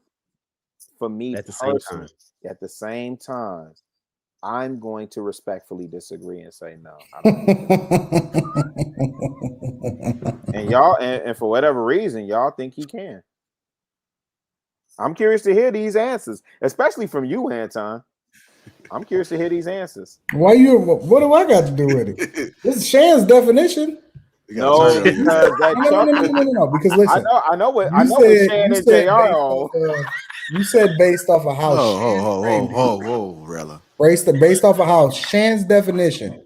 That's what you're going off of, right? He said, and Shan, can I add? Is the caveat that we're talking about romantically, intimately involved? Yeah, why not? Sure. No, not why not. I'm just asking, is that the anchor to the definition? You may, because I'm simply saying, because who will you die for? You know what I'm saying? A lot of times, oftentimes, when you think, like when I think of the movie, I forget, with Denzel Washington, where his son needed a heart transplant. Anyways, when John Q, when you think about what somebody would do for somebody else, and to the point where a man would die for his wife, or a man would die for somebody else to make sure that they're living, her safety, security, health, and well-being is more important than his own. I'll lay my life down for my wife or my children or whoever. Can you do that for two different women at the same time? Can you have that much love for two women at the same time on the same day in the same year? He was about to say agape. Yeah. So can you have that at the same time? And the answer is, I believe, yes, you absolutely can. Who would be those women that you would have that love for? Give me their role in context. Well, you want me to stick it into American context? I mean, we can get to a polygamous relationship. We can get to polygamy. We can talk about polygamy all day. We can talk about men that have multiple wives. Yeah. That's intimate. Like you asked the question, can you be intimate, have sex with, and all that kind of stuff? We can talk about a successful polygamous relationship. And my pushback can that husband love both of his wives? And absolutely, it's not hard, man. Yes, that man does love both of his wives. We can go to many different cultures, countries where men will die for either one of his wives. He will kill for either one of his wives. He loves both of his wives. He does that. Wait. But Shan, he does that by duty. Because that's what marriage is. Well, I get that, but also in that culture, though, what you're speaking of, polygamy, there's the first wife, the second wife, the third wife. So why do we rank them? Well, we're not talking about equality. Yeah, because remember, Anton said it has nothing to do with who's. It's not about hierarchy. It's not about who loves somebody more. Like we're gonna remove that. Like, who do you love more? That's why when I asked the question about the child, I was like, okay, that was kind of like a cheap shot, because it's not about who loves who more. The question is, can a man love two women at the same time? It's just that simple. The question is super simple. JR said, can a man love two women at the same time? The answer is absolutely yes. Does he love one more? Will he die for one faster? Does he enjoy being around one more often than the other? Does one get on his head, on his nerves more than possibly? But can he love both women at the same time? The answer is, I want to hear y'all brothers speak, man. in my opinion, unequivocally yes. Chan, I know what type of time you on. I don't think it's about time. I think it's just more about truth, man. No, I'm just messing with you. I know. Okay. I've been paying attention to his content all week, man. He cooking over there. Rilla is basically saying that you can't. Are you saying that you can't, Rilla? I'm definitely saying I can't. You can't now, but have you ever? Bro, because you know what? Great question, JR. When I go back and I think about it, then I come back to what Anton was saying. Was it really love? Was it really love, or was it lust? Was it what I defined as what I wanted, right? In that moment, did I need to have my certain needs fulfilled, or was I able to fully give those? Because part of love is being able to give the other, like it's giving your servant. Anton switched his camera to look like Rick Ross. I just wanted to look at you deep in your face. You want to look deep in my eyes, bro? Maybach. Nah, right. Maybach. I want to hear Anton, because my position is I don't think a man could genuinely love two women at the same time. I think you could misappropriate. I think you could lust for one, love the other, like one, love the other. I don't think you could genuinely love two women romantically and intimately at the same time. But I'm so curious to hear Anton walk me through this. It's like you kind of deflect. I don't think it's that. I think you're making it more complicated than it has to be. Nope. Honestly. I just want an example, because let me put my headphones on. Yeah. I make sure Rita ain't listening to this. Right. Yeah, I'm not trying to make it complicated. What I want to do is spell it out. I'm not trying to make it complicated. I want to spell it out. And then JR, I definitely want to hear what you got to say on the subject. I already said I said I believe that depending on the quality of the woman, depending on the relationship that you have with that woman, that a man can't love two women at the same time. Now, when it comes to making the decision, I believe that's when you're going to find out who's more important than the other. Don't necessarily mean that the love is left, but somebody's more of a priority. And you're going to find out. You're going to find out the hard way.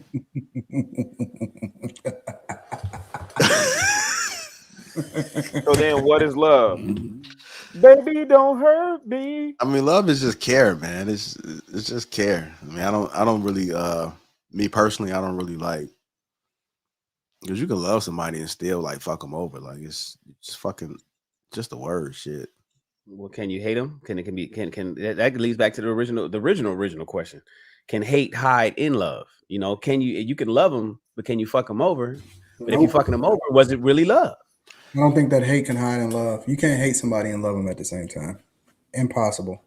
No, like I don't think that. Like when I think of hate, I really just think of guys. I'm gonna be honest. Like I never been in a position where I feel like somebody hate me. If they hated me because of what I was doing or what I've done. You know, they might have hate, but they didn't really hate me because they were still like emotionally there. They just hated what I did, and it just caused them to utter those words out their mouth. But when I think of hate, I just think of guys, just people around you. You know, just people around you that just mean you no good. And as you love, no, it may come off as love. You know, when they say whatever it is you need, or it's hidden. It's just hidden. But whole time they just there for a motive. So I think love is more love, though. I don't think that love has anything to do with it entirely being all encompassing based off of just an action word. I think you also have to include the intention along with it. So I'll give you an example. A lot of people do a lot of things out of love that can hurt somebody else, right? A lot of us grew up getting whoopings because our parents knew that it would hurt us, but long term it would ultimately, in their mind, be the best thing for us and giving us a foundation, right? And setting us right so that we can no longer do that thing, but it was the intention. right? They did it out of love, whether we agree with it or not now, that's a completely different conversation.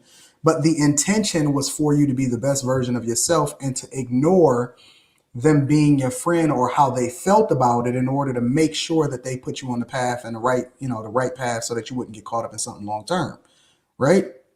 The it hurt you. They knew it was going to hurt you. It was going to make you cry, but they did it because they loved you. You can't separate or remove any factor when you're having a conversation about love because it's both an action and the intention behind it. And that's why it's impossible for somebody to really, really be filled with hate and love you at the same time because they never had a good intention for you in the first place. You was just a tool at the time. You served a person, you served a purpose, you was a season in their life. And now that it's over, they have no use for you.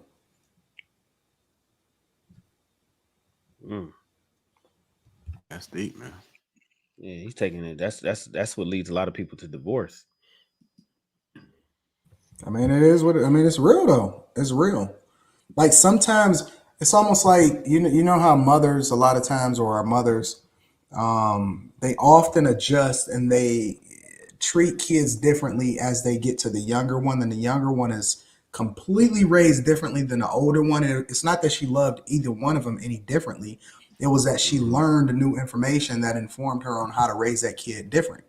Right? Just because she didn't whoop this one as much as she whooped that one don't mean that she had any less love or desire for this one to be just as successful as that one. But when you learn new information, you also have to take into consideration when you're looking in hindsight at how she raised the first kid, that her intention was the same. It's just that her actions are a little bit different, and you got to combine them both to understand the love that she has for all of her kids combined. I think we have to acquiesce that humans are infallible and that we're not perfect, and that and Anton, not to discredit children in those situations, they do feel like the It mother don't matter how that they feel though. Okay, let me give you a scenario. Really, I'll give you. if you raising your daughter, let's just say a daughter, Sure, and I'm raising my daughter, right? And you say, I don't want my daughter smoking weed in the street, so I'm gonna let her smoke in the house. And then I give my daughter a whooping and say, you ain't gonna never smoke weed because I'm not here to be your friend. I'm here to be your parent. Which one love their daughter the most? No. I'll give you a better one. Let's do a parent in the same house raising their children. Mm-hmm. Same scenario though. Okay, cool. We can use the same scenario. So the boys grow up and it's you smoking weed in the house. Hey, don't do that no more.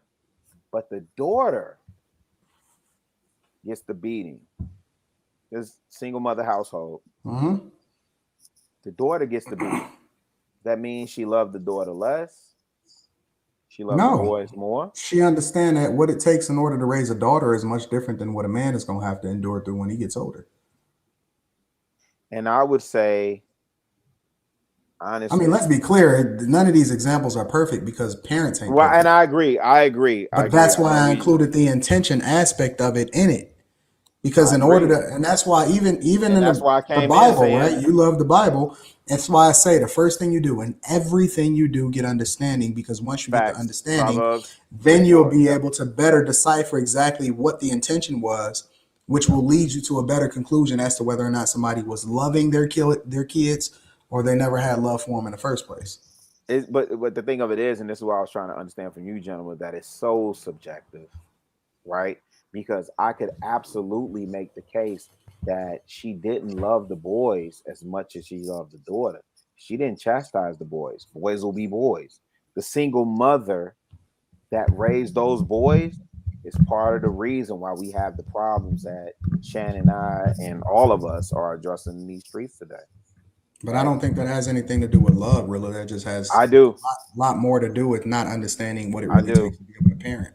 I do, and and I think Shan was trying to get a baseline for what we think love is, or what our definition of love is, and we went from the romantic aspect of it to the familial aspect of it. And to bring it back to the romantic aspect of it, I still stand 10 toes down on that. I really do. And I'm really racking my brain to think of a moment where even me being in a relationship now, I would be lying if I'm saying like I haven't been involved with a woman and thought about another woman that I dealt with before, or was still lusting after another woman that I dealt with before, or cared for another woman that I dealt with before. But am I gonna say I loved both of those women? And let's take the semantics of equally. Let's take that out. Am I gonna say I love those two women at the same time? So I'm gonna say that's something that I haven't experienced, right? But is it possible for a man to do that? I don't think that it is, because it requires so much of us, right? It's one of the reasons why a lot of us say maybe the max pimps, players, hustlers, and this and the third. I don't even see them saying that, man. Damn, I'm really trying to sort through this, fam. I don't see how a man could say you genuinely can love two women, even the polygamists. I don't see it. Y'all have to help me out. Maybe I have to recondition my understanding of what love is. Maybe y'all can help me out. Help me with these bust downs. I think that you can. I really do think you can. Yeah. I think that a man is capable of loving.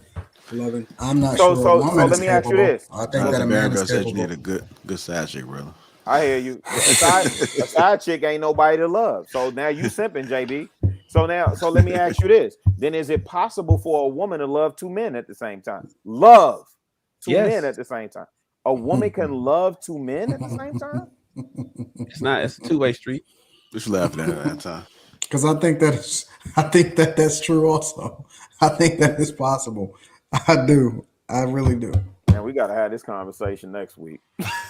Shit, Thursday. I think that is possible for a woman. That's got to be the whole show, because I really got to understand this, and maybe I got to check the comments. Maybe I'm a simp. You got to get out more, brother. You got to see the world, bro. I'm definitely seen a couple things, and what I've seen is love and lust. If you guys are just Dead President, gotta go rewatch the movie Dead President and see if Juanita loved.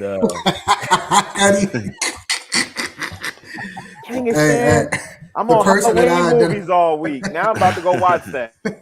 The person I identify most with that movie, the best part of that movie is Cuddy. He's walking around with a pinky like this. So wait, Shan. Love you. Did she? Wait. Shan. How to do that?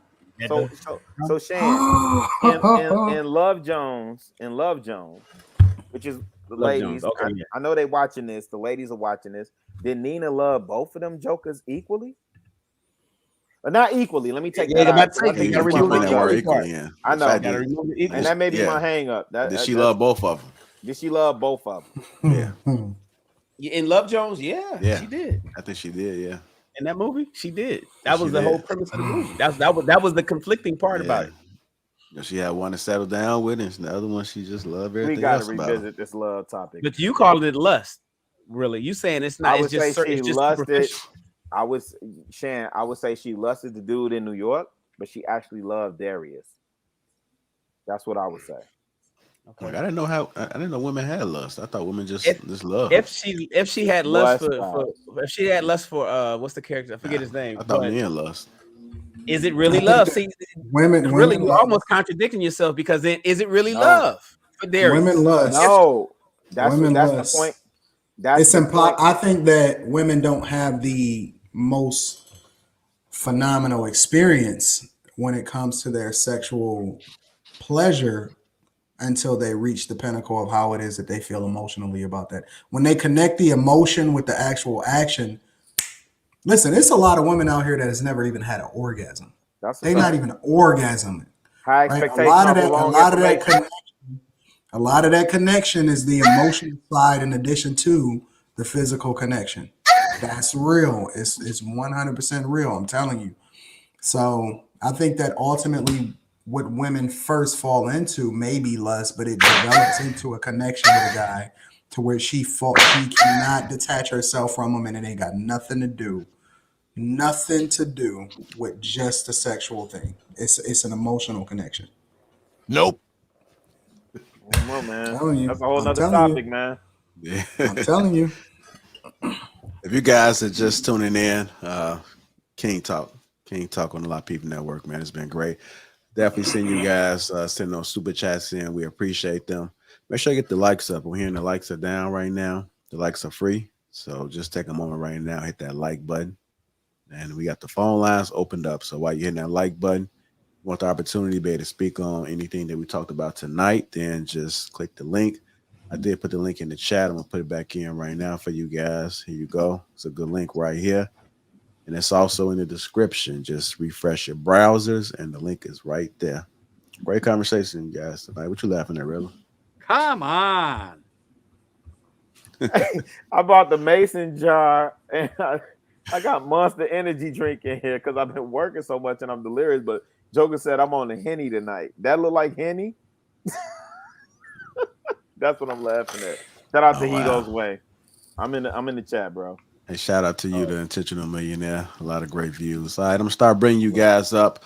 When you come in, make sure you keep it brief. The Divide, I see you down there. I see a woman as an avatar. This is men only. This is King Talk.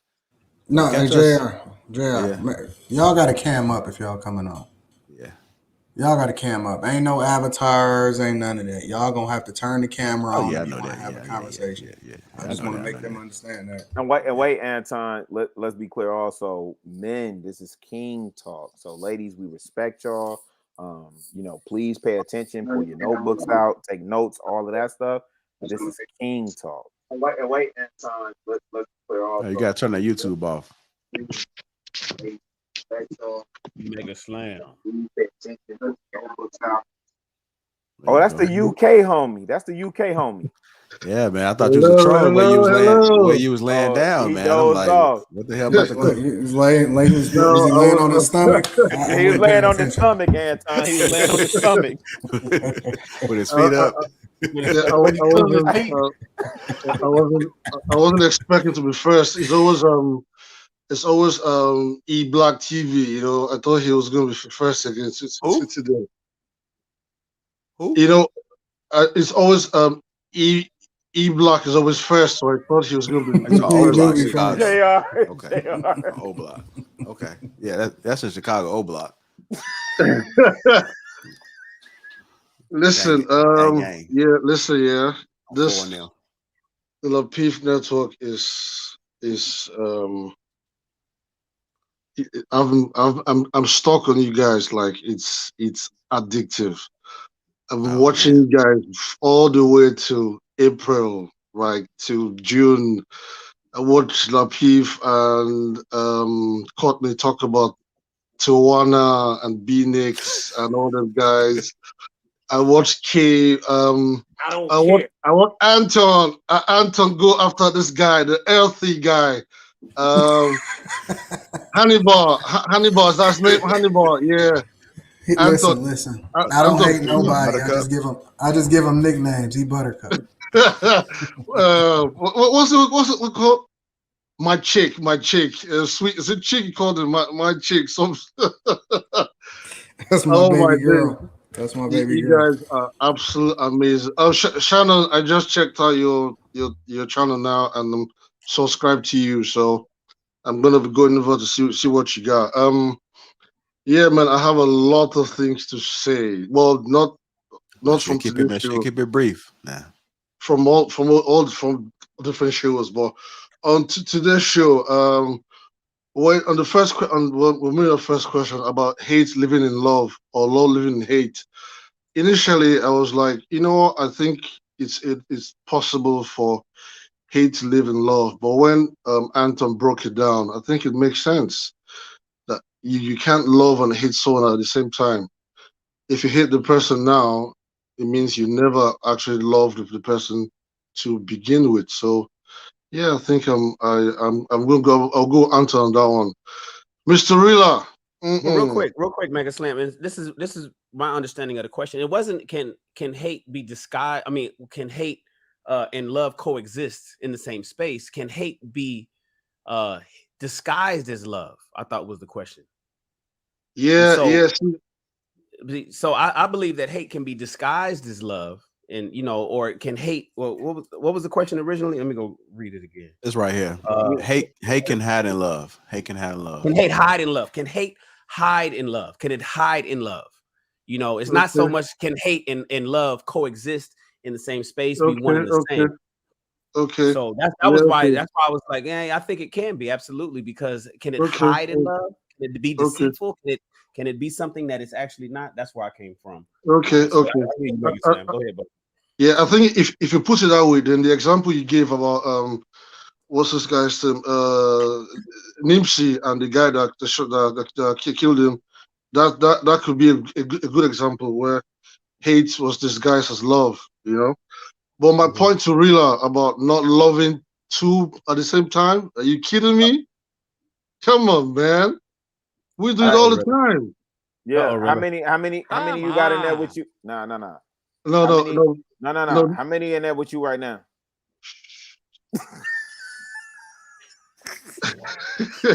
No, but I mean, yeah, I'm married now. She's sleeping. You beatboxing. You beatboxing. No, but I think it's actually possible for a guy. But I guess my question is, obviously it's King Talk. I don't know if I could.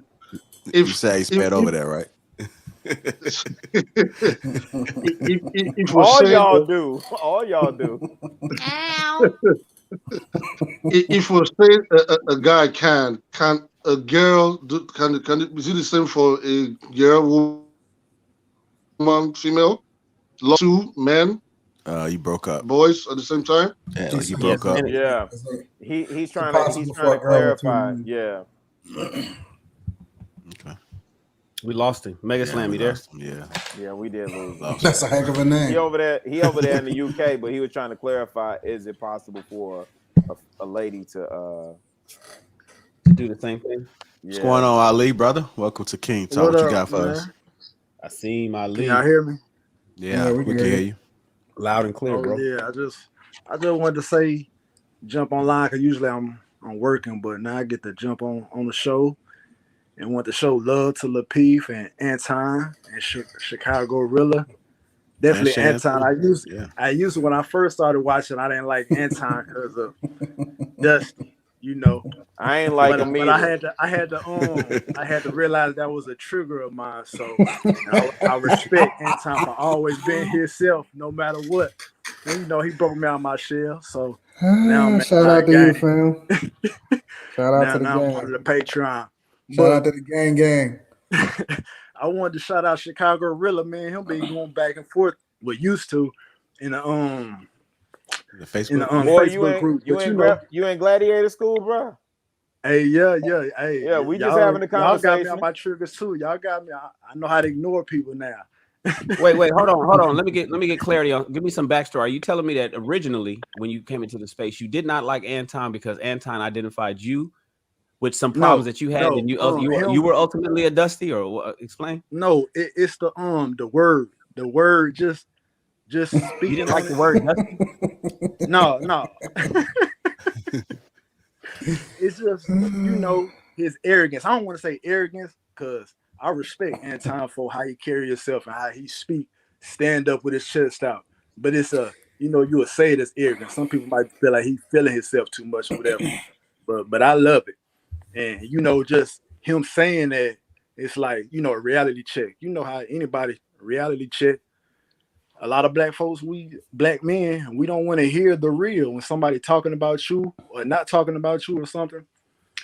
But so it was a hit dog hollers. But here's the thing, though. What's beautiful about it is that a lot of people are always trying to lie to me and tell me that, Anton, you need to be softer or you need to meet people where that. No, you just need to be authentic and just tell the truth. And then ultimately a tribe will find you if they identify with certain things that you're saying and they can see the real in you. So shout out to you, Ali, for that.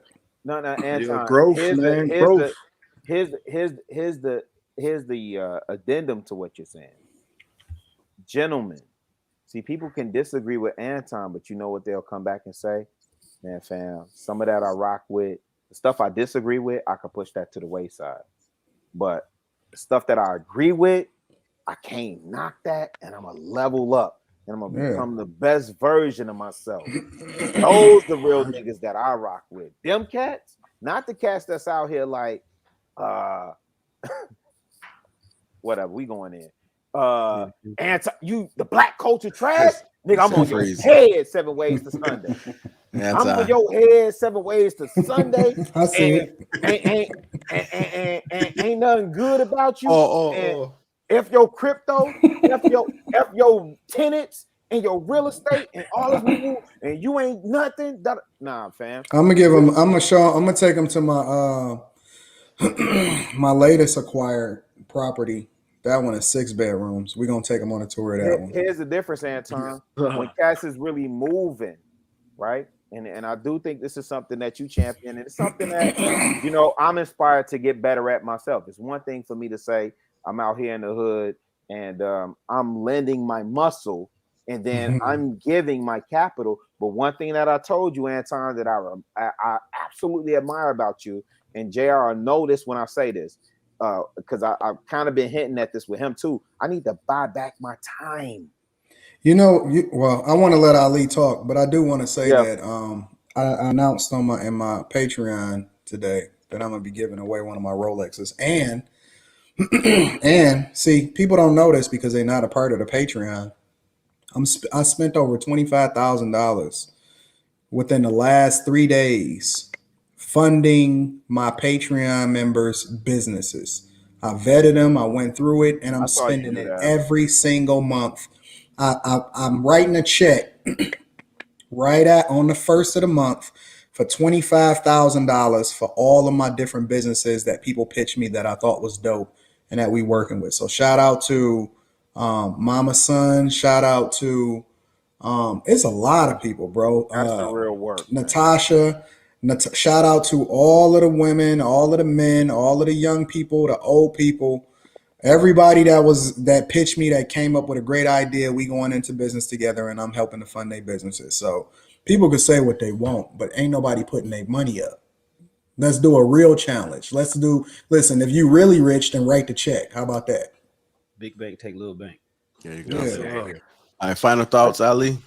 I got one question for Chicago that I want to ask, because I believe in polygamy, and so Chicago say a man cannot love 2 women. I just want to say, well, I'm a Muslim, so God say you gotta as long as you can take care of each of them equally, and it's always equal, then. But so Chicago, since I don't know what love is, what do you feel like that you will be neglecting one of love? What is love? Your heart. So your heart cannot be with 2. Your heart. That's not true. And I know this is what me and Anton gonna clash, and this is where I immediately disagree. When us gentlemen get up here on these platforms, and we say a woman can share our heart equally. Ain't nobody talking about equally. Well, that's why I deferred, and I said maybe we got to revisit this either on another King Talk. And then JR said, well, we might talk about it Thursday, right? Because I keep saying equally, right? Because when we talk relationship with women, when we talk relationship with our wife, Shan is a proponent for 100-100. Shan don't say 50-50. Shan say 100-100. Okay, well, how can I give 100-100-100? It's gonna be 50-50, 100-100. No, that's not true. And I disagree. We're not talking about. All right, Ali, I got to get to tell a couple people on real quick. We're talking about. Sorry, Ali. Just stay tuned, Ali. I know I didn't answer. It's not entirely about. Okay, so if I'm not okay, let's put it like this. I'm fully dedicated to my wife, right? You fully dedicated to your girl. She not even necessary, unless we just being real. Like, for example, it's coming, but she your girl, right? It's coming. Yeah. Do you love her? 1000%. Do I love my wife? Oh, I know. You got the video. What's the difference though? We in 2 different situations, 2 different circumstances, 2 different intentions that led to 2 different places that we are in our life. Does that mean that you don't love your wife though, or love your future wife in the way that I love my wife? not in the same way, but it doesn't No. mean I that you understand don't what love you're her. Is saying. my point. Like regardless of how much effort you put in, or if I overly dedicate and spend more time, it doesn't mean that you don't love your Here's the your girl. difference, Anton. If you do it from that perspective, you could make the argument, and this is what I wrestle with. This is the learning space for me, and what keeps me up at night is that, dude, if you really love Boo Thing, the way you say you love her, she would be wifed up by now. This is what I wrestle with, right? So if now that's internal, but it still don't mean that you don't love her. No, it is internal. But now if you say, well, can you love her and another, right? I'm saying for me personally, and that's why I said maybe we need to revisit this where we can really kind of lay it out. Because JR is like, yeah, I could love, 2 or 3 of them things. I don't make it seem like that, man. Now you reaching, brother. What's going on, Jay? Welcome to the show. I don't know what we're talking about, man. You got that, you got that baby apple juice in his cup. You got that ginger beer in there. So go ahead, Jay. I love a couple of the things. Nah, I mean, I agree. You definitely can like you definitely can love multiple. Take a little bit of that bass out. I mean, well, no. I know you. Shout out to you, fam. Your fam be on TLA joint. He be, man, shout out. The ladies finna get wooed out their panties right now. He finna talk to him. Go ahead, fam. So you a little bit wooed, really? Nah. Out the draws. Nah. Take some of that face out your voice. JR said I don't want no competition. I literally just listened to you on the joint with where you was on there with the Suzette joint. Nah, JR say you get a little moist over there. Yeah, really? man. Don't take don't. I know who you are. The Suzette joint, yeah.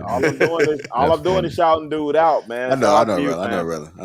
Nah, I appreciate you, man. Appreciate you for real, yo.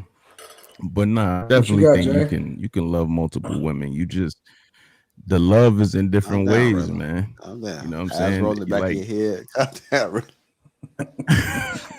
I'm sorry, Jay. I don't think I love multiple women. Nah, how this works out. Go ahead, Jay. My bad. Nah, but you love them in different ways. For instance, you'll have a woman who is everything that a wife is supposed to be. She'll take care of your kids. She'll take care of your home. She makes good money. She's responsible, knows when the bills are due. But that same woman that you love for those reasons, you can love another woman for a total different reason. Like, I know plenty of guys who are married and they have a side chick. Side chick knows exactly who they are. The wife doesn't know who they are. They can't be truly who they are with their wife. So the side chick knows exactly, all their ugly habits, all their dirty thoughts. They can't be that way with their wife. It's too conservative.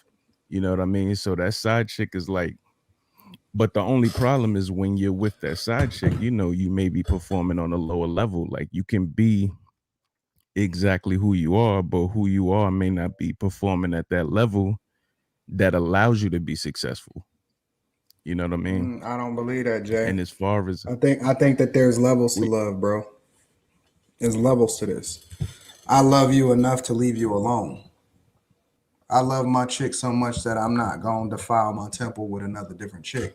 So I think that it's possible to love 2 different chicks, but I think that is levels. And I think that as you continue to graduate and you become a better version of yourself and you move into a deeper level, ultimately you get to a space where you don't want to be with nobody else because you cherish what you have more than the possibility of what it could be with somebody else. Okay.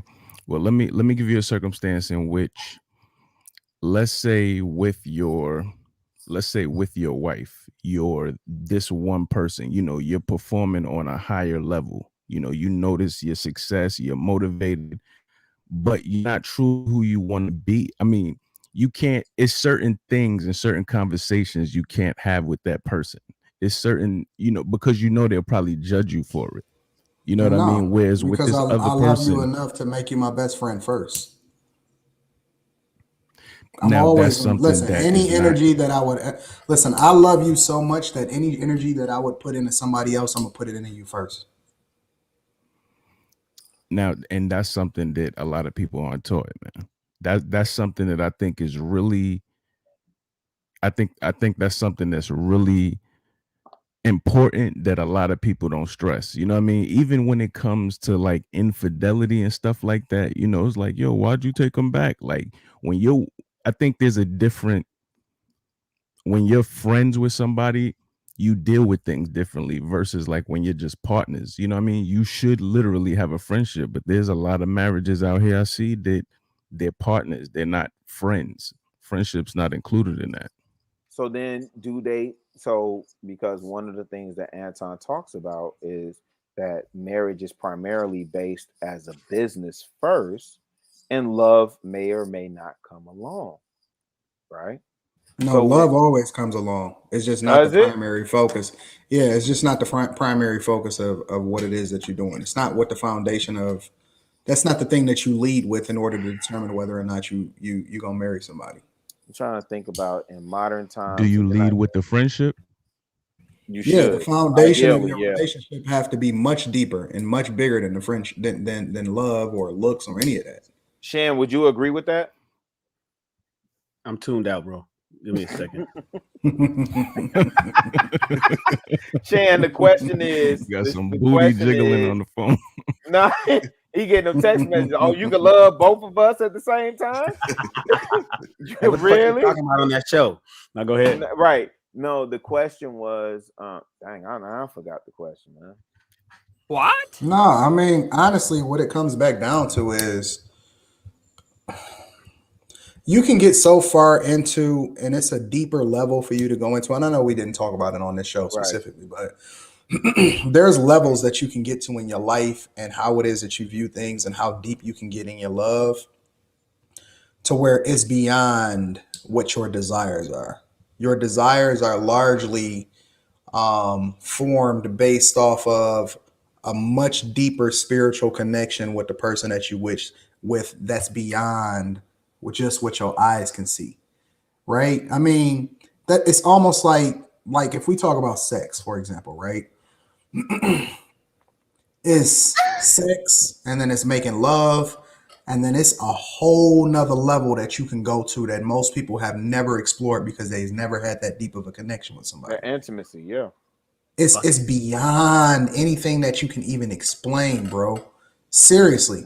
And some people never allow themselves to get that deep because they're not willing to fully put everything they have and explore the thing that they have in front of them because they felt like options was more of the thing that they needed to evaluate versus how deep of a level that you can get. I'm always trying to get deeper. I'm trying to get to a higher level. I'm trying to get through the ceiling. For me, yeah, you can do that too, right? Like for me, I'll give you an example. For me, it's enough to just know that I can if I wanted to, right? If I want to go and buy 3 more cars, that's all I need. I don't have to actually do it. I'd rather intimately get to know the what it is that I have instead of spending more time, because your time is your real currency. I'd rather spend more time what it is that I already have secured and build that up to be the biggest and best thing that I've had. That's the point that I make, Anton. Yeah, but that's the levels part. But that's the point that I'm making. I would rather invest that in her. Whatever I need, I don't care if I need you to be a slut monkey for that night, fam, or for the next week. Yo, fam, you gonna put that wig on, put the lipstick on, the eyeshadow and the lashes, all that, and I'm gonna pull that about you.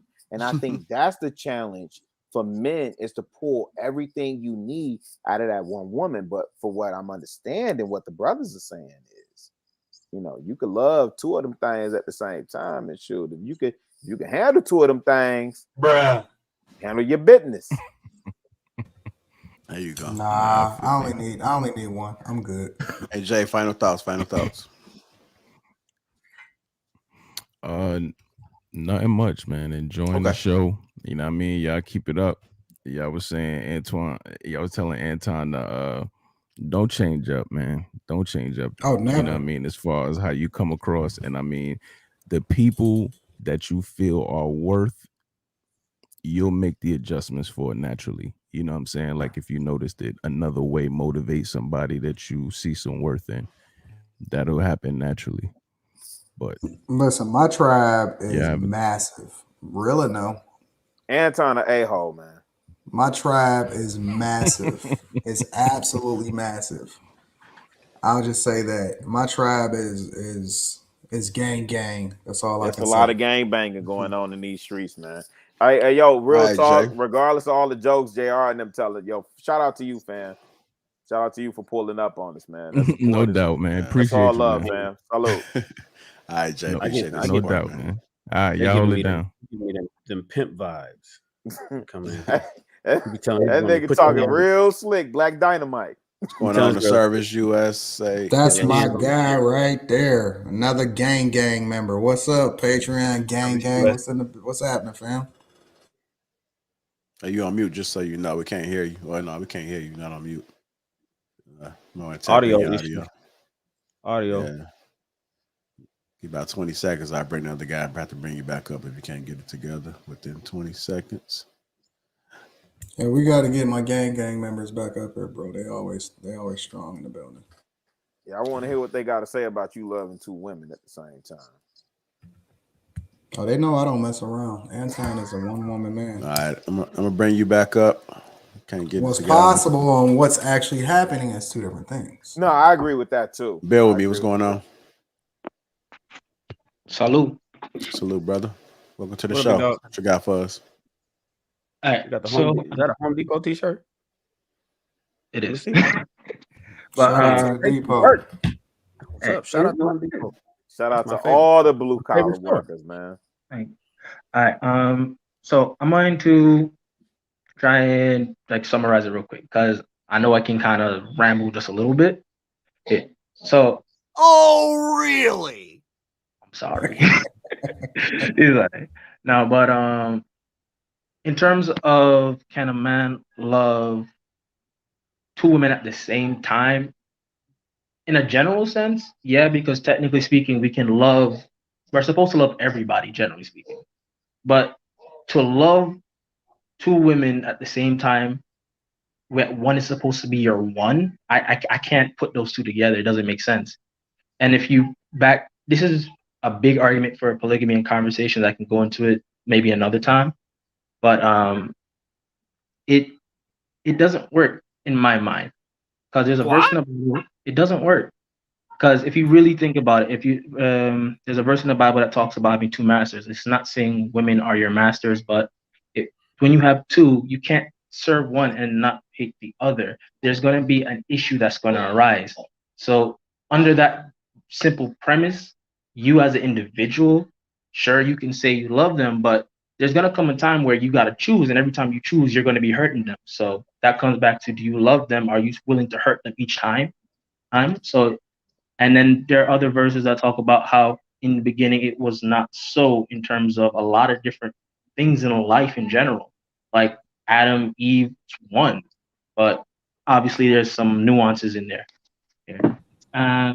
The other part, I'm sorry. Yeah, that's Matthew 6:24. I shot a movie called Matthew. It was about the Sermon on the Mount. That's what you're speaking of in Matthew 6:24, where he says, "No man can serve two masters, for he will hate one and love the other, or he'll hold to the one and despise the other." So you're saying, you're juxtaposing that over to relationships where man can't, just like a man. The Bible, like Jesus said that during the Sermon on the Mount. So you're saying where a man can't serve two masters, a man can't love two women because he will love one more and not love the other one as much, or he will love one and won't really love the other one. But I don't know about that, Sharon, because the context of that scripture of man can't serve two masters was a little bit different than how we're. Yeah, it is. I know that, but I'm just applying the concept and the idea. I think he's just trying to give us something to assimilate. Yes, a woman can absolutely be a master. Anything can be a master. I'm agreeing with you, Bill. With me, keep cooking, keep cooking, fam. So Bill, are you especially if you're a weak man? Are you saying that? Are you saying that? Are you? Wait. I'm sorry, Shannon. Anton, you saying if you're a weak man in terms of if a woman's your master? or if you can't love two women at the same time. You're weak if you're a weak man if a woman becomes your master. Oh yeah. I don't disagree with that at all. It is what it is.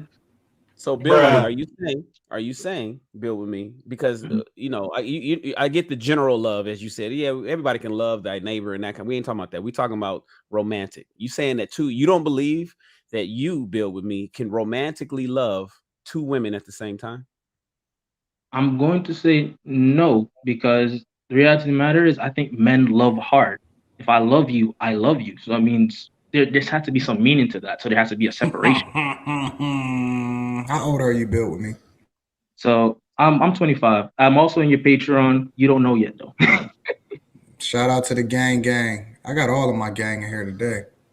No, but don't spare them, no. No, wait, no, not even sparing them. He just said something, and we kind of dismissed that. He said men love hard. Oh, nobody dismissed it. That's what I'm talking about. Yeah, so let's build on that. Like, I was gonna ask your opinion about what he just said. Man, for sure, men love hard. We finna act like men don't. We finna act like okay. So real spill. We finna act like when we get to a place where we transparent and we vulnerable. We talking pillow talking. We talk pillow talk, but we talking about put your hand on the steering wheel, baby. Put your hand on the steering wheel. Because man, that pillow talking, they real vulnerable. Oh no! Nah, I don't believe in pillow talk. I don't believe it. Anton, you married for 17 years. I don't believe in pillow talk. I'm not talking pillow talk. You telling me you ain't never been transparent and vulnerable with your woman? Not with a on no pillow talk. I'm not talking about no. I'm not talking about that. JR introduced that. I just reinterpreted it as being transparent. You gotta watch really. He's doing that K right now. Transparent how? No. Like I'm not telling my homies business because I'm vulnerable. I'm not and I just got my nut off. That's not what I'm talking about. I'm not talking about post-clarity. I'm not. What do you mean? What are you talking about? I'm not talking post clarity. I'll bring it home for Jerome for you, Anton. I'm talking about. I'm building out this restaurant, baby. What's your insights? What do you got for me? That ain't vulnerability. That's just me trying to make as much money as possible. Oh man, I'm gonna let that ride. Well, that's what it is. I think we're getting off. Let's get back to this love hard part. Men love hard, right? And so Bill with me is saying that he doesn't believe that a man can love two different women romantically because men love so hard. All that weight is going to go to one woman, and I suffice to say, yes. Women I agree with you. Men do love hard. Women do love. I mean, I'm sorry, men do love hard. He can love hard twice. You think so? Absolutely, 1,000%. Shan is 1,000% on the money. 100%. I disagree. Give me an example. At the same time, though. Here's the thing: it's at the same time. So you gonna put them on both sides. Same year, same month, same day, same hour. Nah, give me an example. I need to see an example. 1,000%. I disagree. And what I would ask you don't need to hear no example. No, I need to hear an example. It's me. It's how many people in here? It's hundreds of people in here watching us. Yep.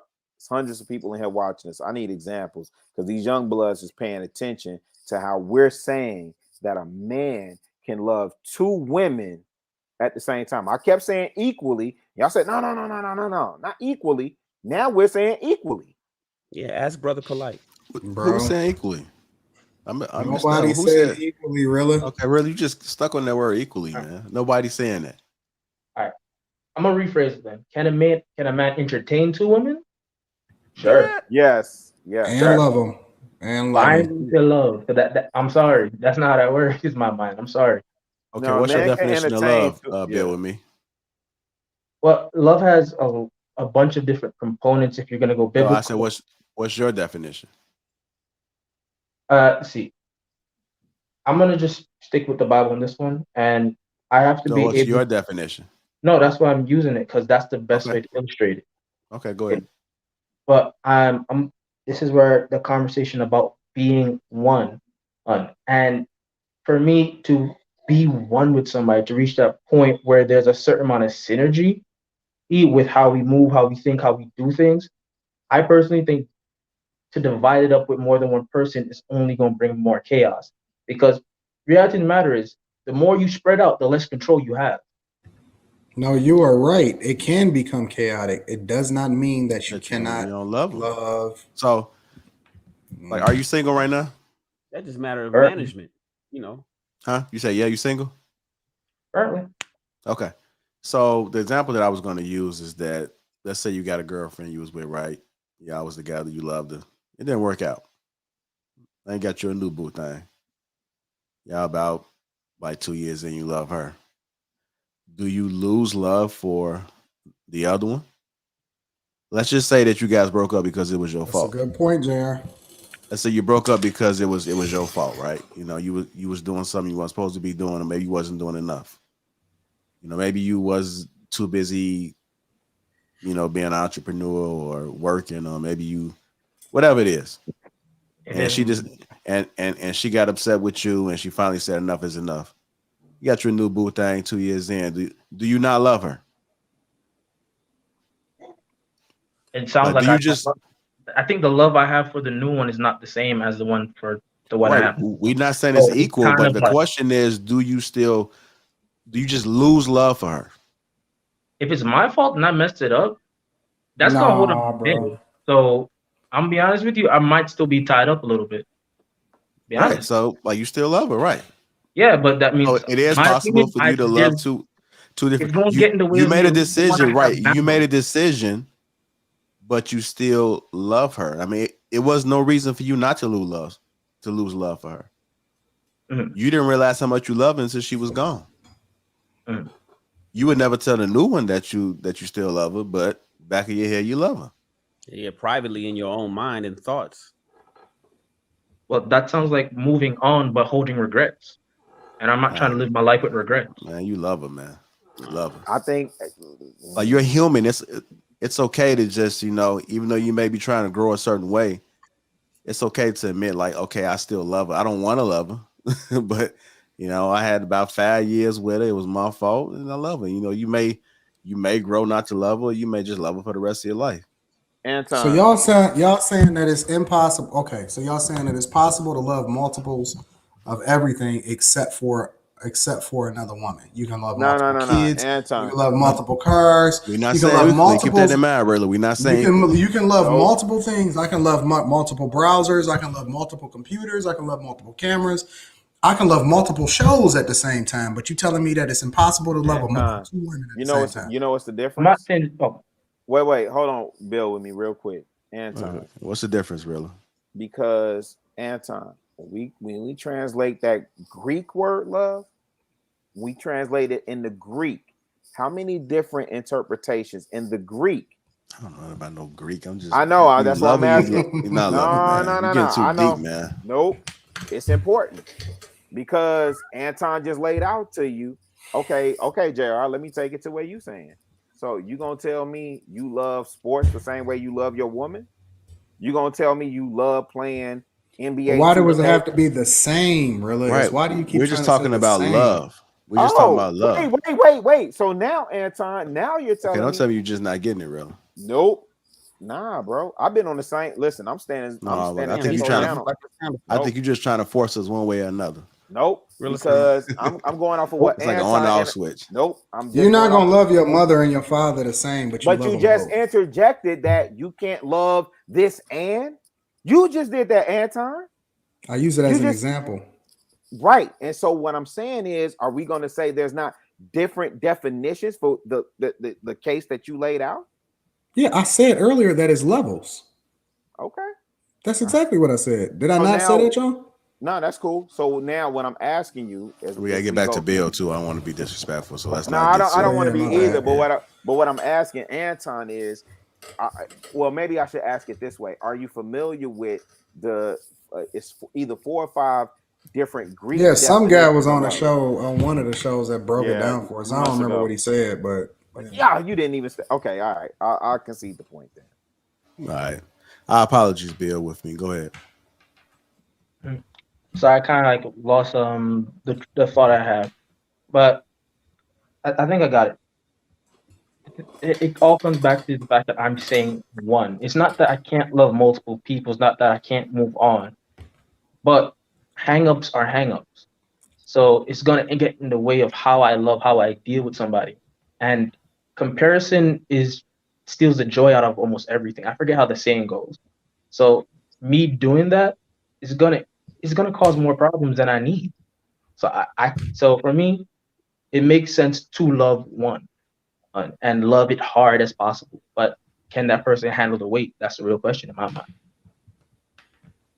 All right. Yeah, we definitely got you, Bill, with me. Hey, shout out to the gang. All right, shout out to you. Appreciate you calling in, man. Thank you. I'm just saying, man, if we want side chicks and bust downs, we should just say that. Nobody said that though. You know I don't believe in that, really. What's up, Daphne G? How y'all fellas doing? Man, we doing good. Welcome to good. the show, The brother. word, What you young got blood. for us? Oh yeah, I'm actually gonna touch on all three topics: jealousy, envy, and hate. But I'm gonna start on jealousy and envy because jealousy and envy are actually rooted in fear. It's because like people who are jealous are actually threatened by somebody who they feel is better than them, or they feel like they're at a higher standard. Because the fact that they're being exposed of who they are not, they have that they have no, they can't help themselves but to hate. They can't they hate on Anton a lot, like, hey, why do you wear that hat, Anton? Why are you wearing that hat? Or they hate on you, JR. They like, oh, your beard's weird. So jealousy and envy is rooted in fears. Yeah, jealousy and envy is rooted in fears because they're being exposed for what they are not. And they're threatened by somebody who's doing better than them. So, and just to touch on that. And hate, and a lot of people are going to disagree with me on this, that actually love and hate are actually two sides of the same coin because the root is actually the same. The root is actually the exact same because both love and hate, their roots are in caring and they're also in change. When you hate something, you really want something, you really want that situation or that scenario or that person to change their ways for the better. Love is the exact same thing. When you care about something so much, you love something so much that you want to maximize that person's or that thing's potential so that they are going into a better situation. So those are my thoughts on the topic. What was the third one? You said that's two. I thought you had three. Were you going to touch on the loving women at the same time? Well, yeah. I mean, men can love two women at the same time. They can, maybe are they gonna die for one more than the other? I mean, that depends on which woman that is, kind of supporting or giving that love or at least support. Whichever one makes more sense than the other. Yeah. So it really depends. All right. I can dig that. Sorry, you didn't make the cut. Yeah, that's what it is. Yeah, I got to throw one of them overboard. The boat is sinking, and somebody got to drown. The three of us in the boat. Hey, that's when the truth come out, Shan. It's three of us in the boat, and in order for us to survive, we all die if we don't have both. one Which of us. one? Well, it's not gonna be you. I mean, it goes. It goes without saying, like, going overboard. Yeah, I'm going overboard. I mean, yeah, it goes without saying, like, the saying that the opposite of love is not hate but indifference, right? It's because I would love disagree and with hate. that. But Yeah. definite G, can I ask you, how old are you? I'm 25. My man. That's So the magic age tonight. Yeah. Yep. And so what I would contend We definitely with, getting the youth. We reaching the youth. and what I would contend with, and what I've been taught, is that the opposite of love is not hate, and it's not indifference. The opposite of love is selfishness. Love is selfless. The opposite of love is selfish. Whole nother show. That's not true, Rilla. That's not true. I know you would say that. I know you would say that. I'm a definite G. That's not true, Rilla. I know. That's not I true. know you would say that. It's another show, Anton.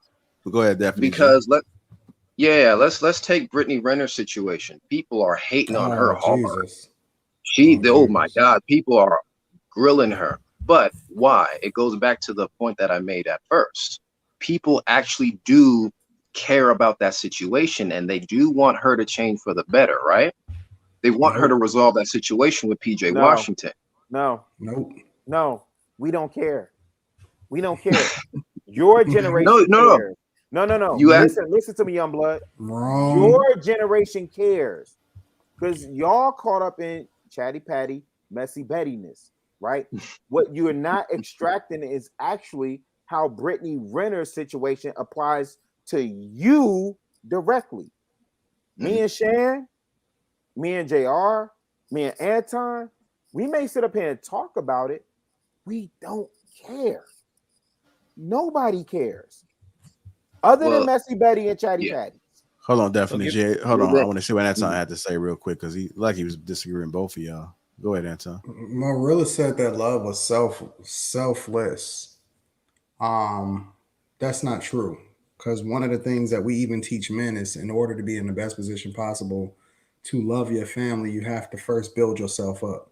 You got to be selfish before you selfless because you can't pour out of an empty cup. And I disagree with that. But that's you cannot pour out of an empty cup. You have to first get your own self in order, get the beam out of your own eye. And in order to do that, you got to pour into yourself. You got to be selfish before you be selfless because you can't help anybody and pour out of an empty cup. That's the absolute truth. What you think, Shane? You agree? I don't know. I'm on the fence because, if the plane is going down, who puts on the oxygen mask first? You put it on your children or you put it on yourself? If the boat is going down, who gets saved? No. What do they teach you? What is the first thing that they teach you when they telling you in the air and the stewardess is telling you what to do first? What do they tell you to do first? Be selfish. If you love and your put children, it on yourself first. They said if you love your children, be selfish because there's nothing you can do for them if you can't breathe yourself. Correct. You got to be selfish before you be selfless. You cannot help anybody until you help yourself first. That is the absolute truth. And what Anton is talking about, and shout outs to Rollo Tomasi, is called enlightened self-interest. That you're going to have to fix yourself first. I can't give, if you need $1 and I only have 50 cents, I mean, I can't really help you. So what Anton is talking about is, that's actually correct. Here's the difference in here's the difference. Ultimately, even Anton, what you're saying, you're actually confirming my point because initially, initially, I may be self-interest, self-preservation. That's not selfish. But the ultimate goal is to save the baby. It's to save somebody else.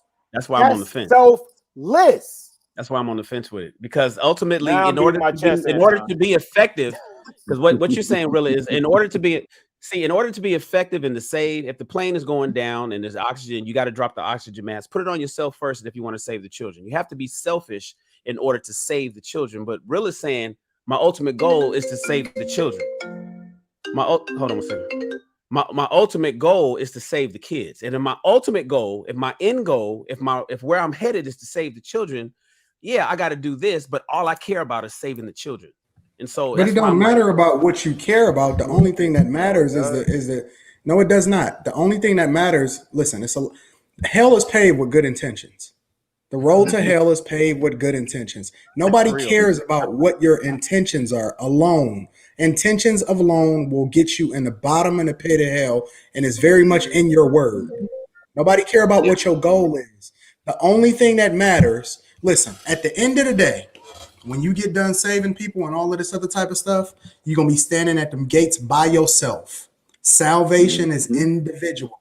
If you can help other people along the way, if you have kids, that's your minimum responsibility. You don't get credit for that, but that's not the objective. The objective is always based off of your own merit, what you do on this earth. It's not what you told him and what you told them. Did you personally, you are going to have to give an account for the things that you did on this earth. And regardless, no matter what you say, nobody in this world can pour out of an empty cup. You have to fill your own cup up first before you pour into somebody else's. You can't pour anything without anything in your cup. And that's still not what I'm saying. Even when you make that example, Anton. Okay, what you saying, brother? Nah, pay attention. Help like, us. pay, Okay. like, and okay, I'm I'm paying attention. Help us understand. Nah, I'm gonna bring it home for Jerome. Even in the Anton example, right? He's not pouring himself up to fill himself up. He's saying, I need to pour and fill myself up so I can pour into others. So that's not what I said. What I said was I need to pour myself up, and then I'll start to consider what the piss is going on around me. The intention is to pour myself up. Not scripture. It's not scripture. The intention is to pour myself up. That's what it is. Wait, Anton. The concept of you can't pour from an empty cup is that you can't invest into others from an empty cup. Yes or no? No. Well, here's the thing. If you're talking about scripture, Hosea 4:6 says that my people are destroyed because of lack of knowledge. So how are they going to get that knowledge? They're going to have to attain it themselves first to disseminate it. So in Chicago, you kind of proved my point that love, the opposite of love, is indifference, because you said that you didn't care about Brittany Renner's situation. So that's true. That is true. That is true. So like, I mean, like, you just proved my point. Like, only thing you said was I'm like, so I mean, I feel y'all all laughing. I feel y'all, but you're absolutely awesome.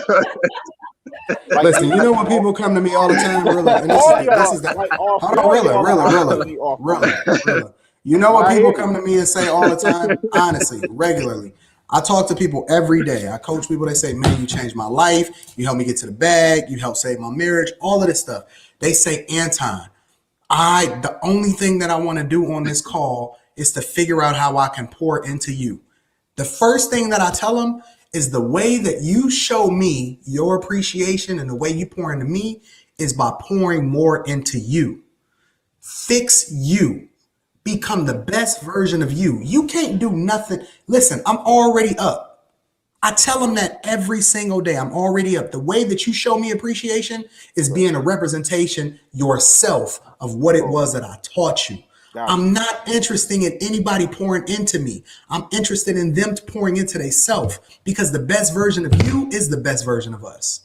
So this is, you can't help me. Help yourself. No, but Anton, the thing of it is, and what you talk about on your platform all the time, and the army that you're raising, is not about people, not about you pouring into people so they can pour into themselves, so they can hoard the knowledge and the wealth for themselves. It's to spread it, to build a bigger army. So even in that example, you're still proving my point. And Definite G, I hear you, and I get all you guys were laughing, and it's cute and it's funny.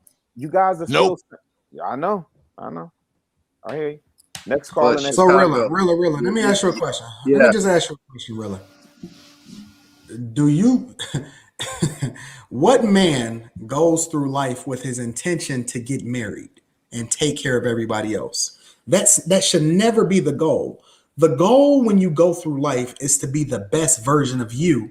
And then if you just so happen to find somebody that's along the way on your purpose, then that becomes an addition to what it is that you're already going to do.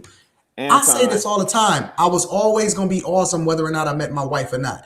The fact that she came into my life, it enhanced it, but I was going to be awesome regardless of whether I was going to fulfill my purpose, whether she was here or not.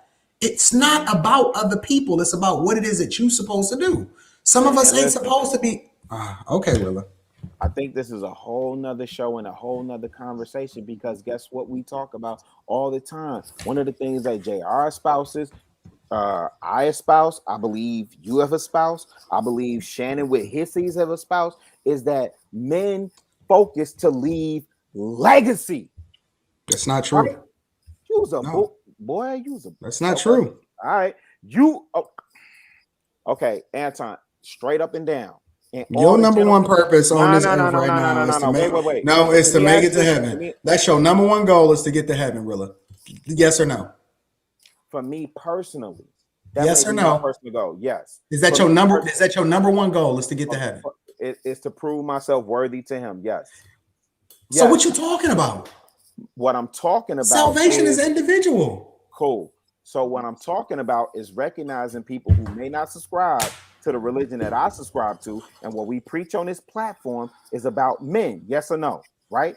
So what I'm talking about is men across the board, regardless of religious identification, whether you Jew, Judaic, Catholic, Muslim, or Hindu, or otherwise. Anton, what do men talk about? Legacy. Legacy Why? is selfless. Hold on. Why Hold you? on, right? Definitely, G, let me get to these other people. I appreciate you. Rilla, why you I haven't you got gotten married yet? last few thoughts. Why haven't you gotten married yet, Rilla? I love when you do that, bro. Well, no, answer the question because I you've love answered when it you do before. that. Why have you not gotten married yet? Because I'm more focused on building my legacy and doing it the right way. Thank you, sir. You building yourself up first, right? Correct. To do what? Ultimately for who? Okay. Those who come behind me. Anton, if you finna sit up here and tell me that you cool with whatever you've built up as this deca-millionaire, and the person that you Not yet. I'm working on it. I'm almost a Deca. No, you said Deca. Good Nope, words. you said he said Deca. I saw that stream. Don't play. No, with a me. lot of people don't know what a decamillionaire is. I mean, okay. A lot of You like that, Shan?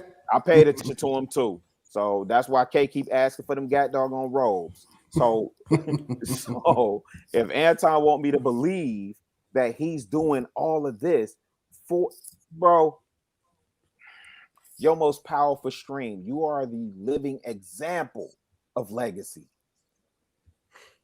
You think, okay, Rilla? Man, I rock with you too hard, fam. You're Really, building all this up for hold on, definite. You're building all this up for it to end with you. Nah, this gonna continue. What was my initial goal? I hear you. To get myself together. I agree with that.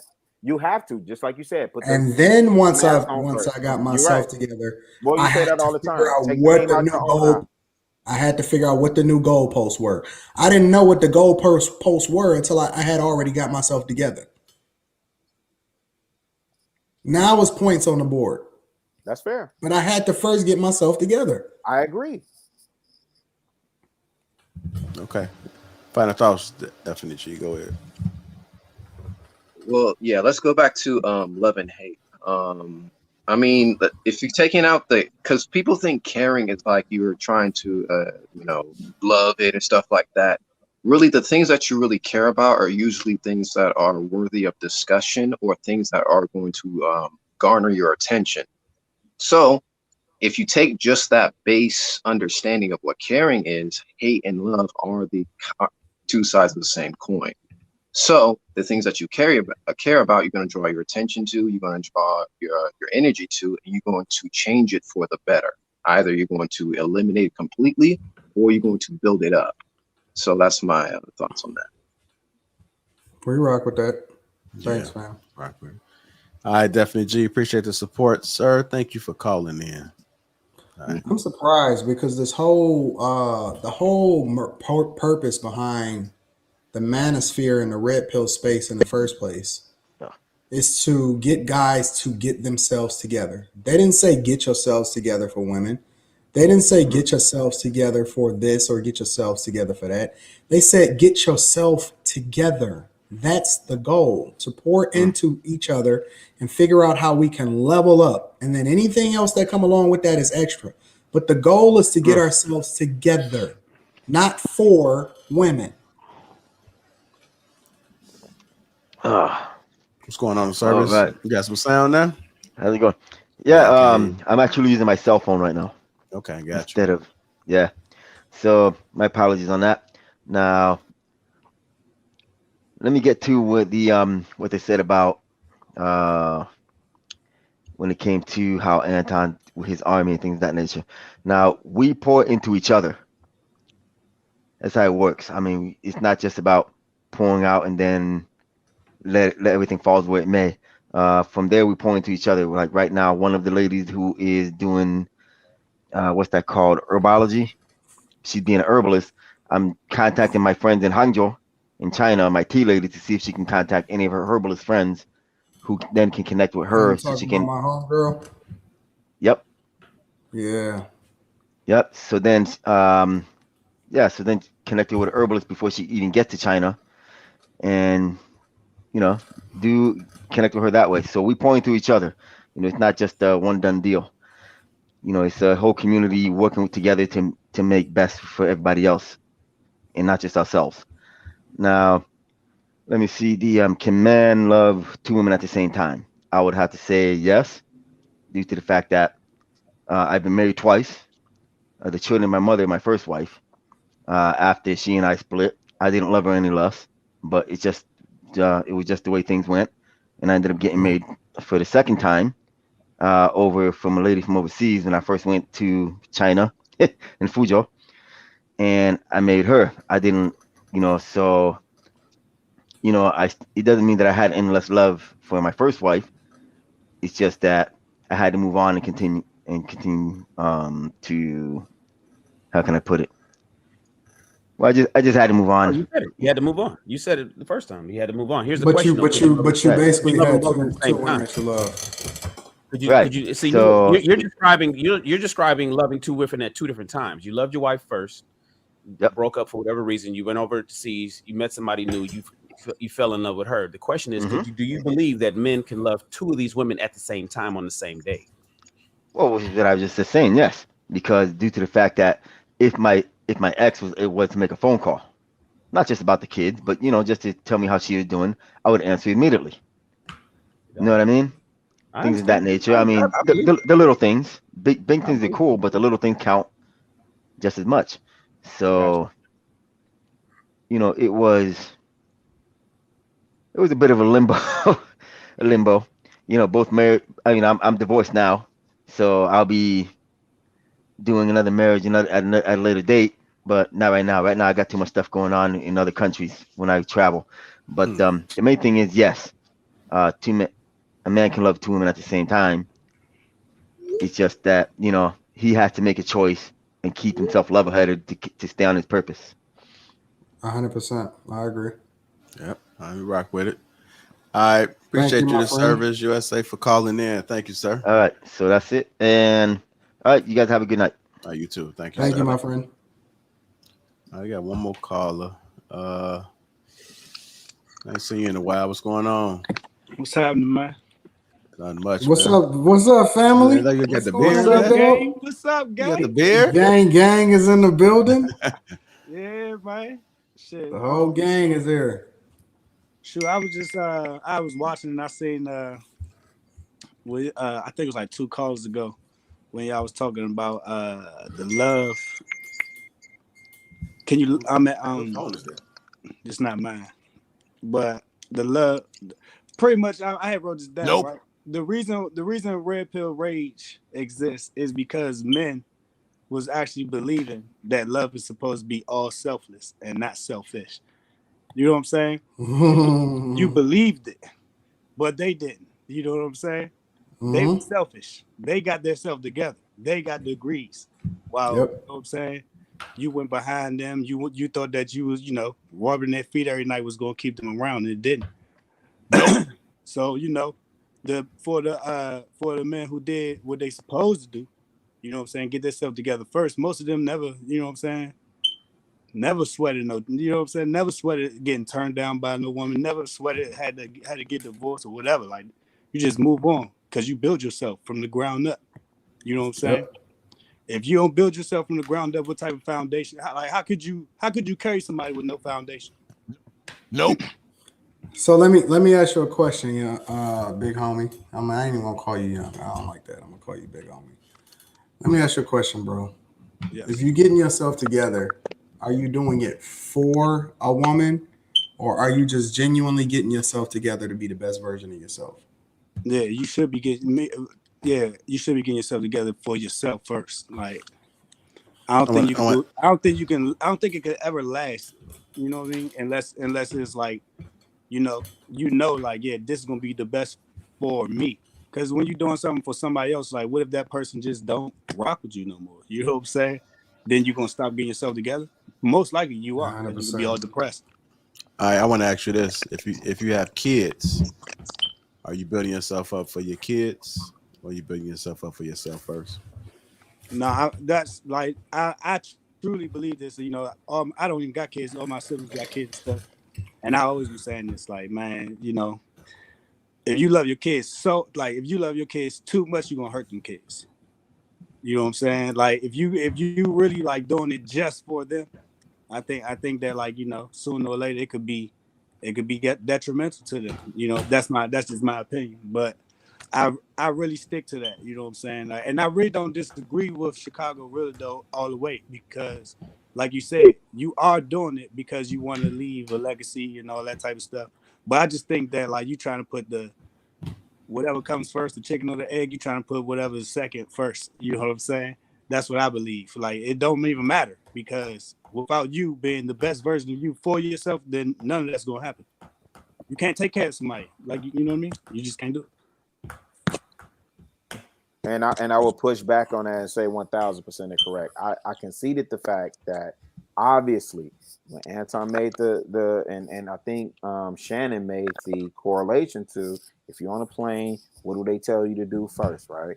Put the mask on for self first, right? If you're on a boat, what do they say? The boat sinking? Always Women and children first. Who told? Ultimately, But that wasn't wait. an instruction by somebody that actually knew what they was talking about. That's how they feel. That was What I'm saying is that's somebody else told. Somebody else made up that rule. That ain't from the captain. So of the gentlemen on the panel, okay, of the gentlemen that's sitting up here right now, you know, and I rock with y'all 7 ways to Sunday. Tell me which one of y'all, wife, kids, all the standard third, family, whatever, whoopie woo. Tell me that, and I'm not saying they have to be the purpose of why, but they're ultimately the beneficiaries of what you do.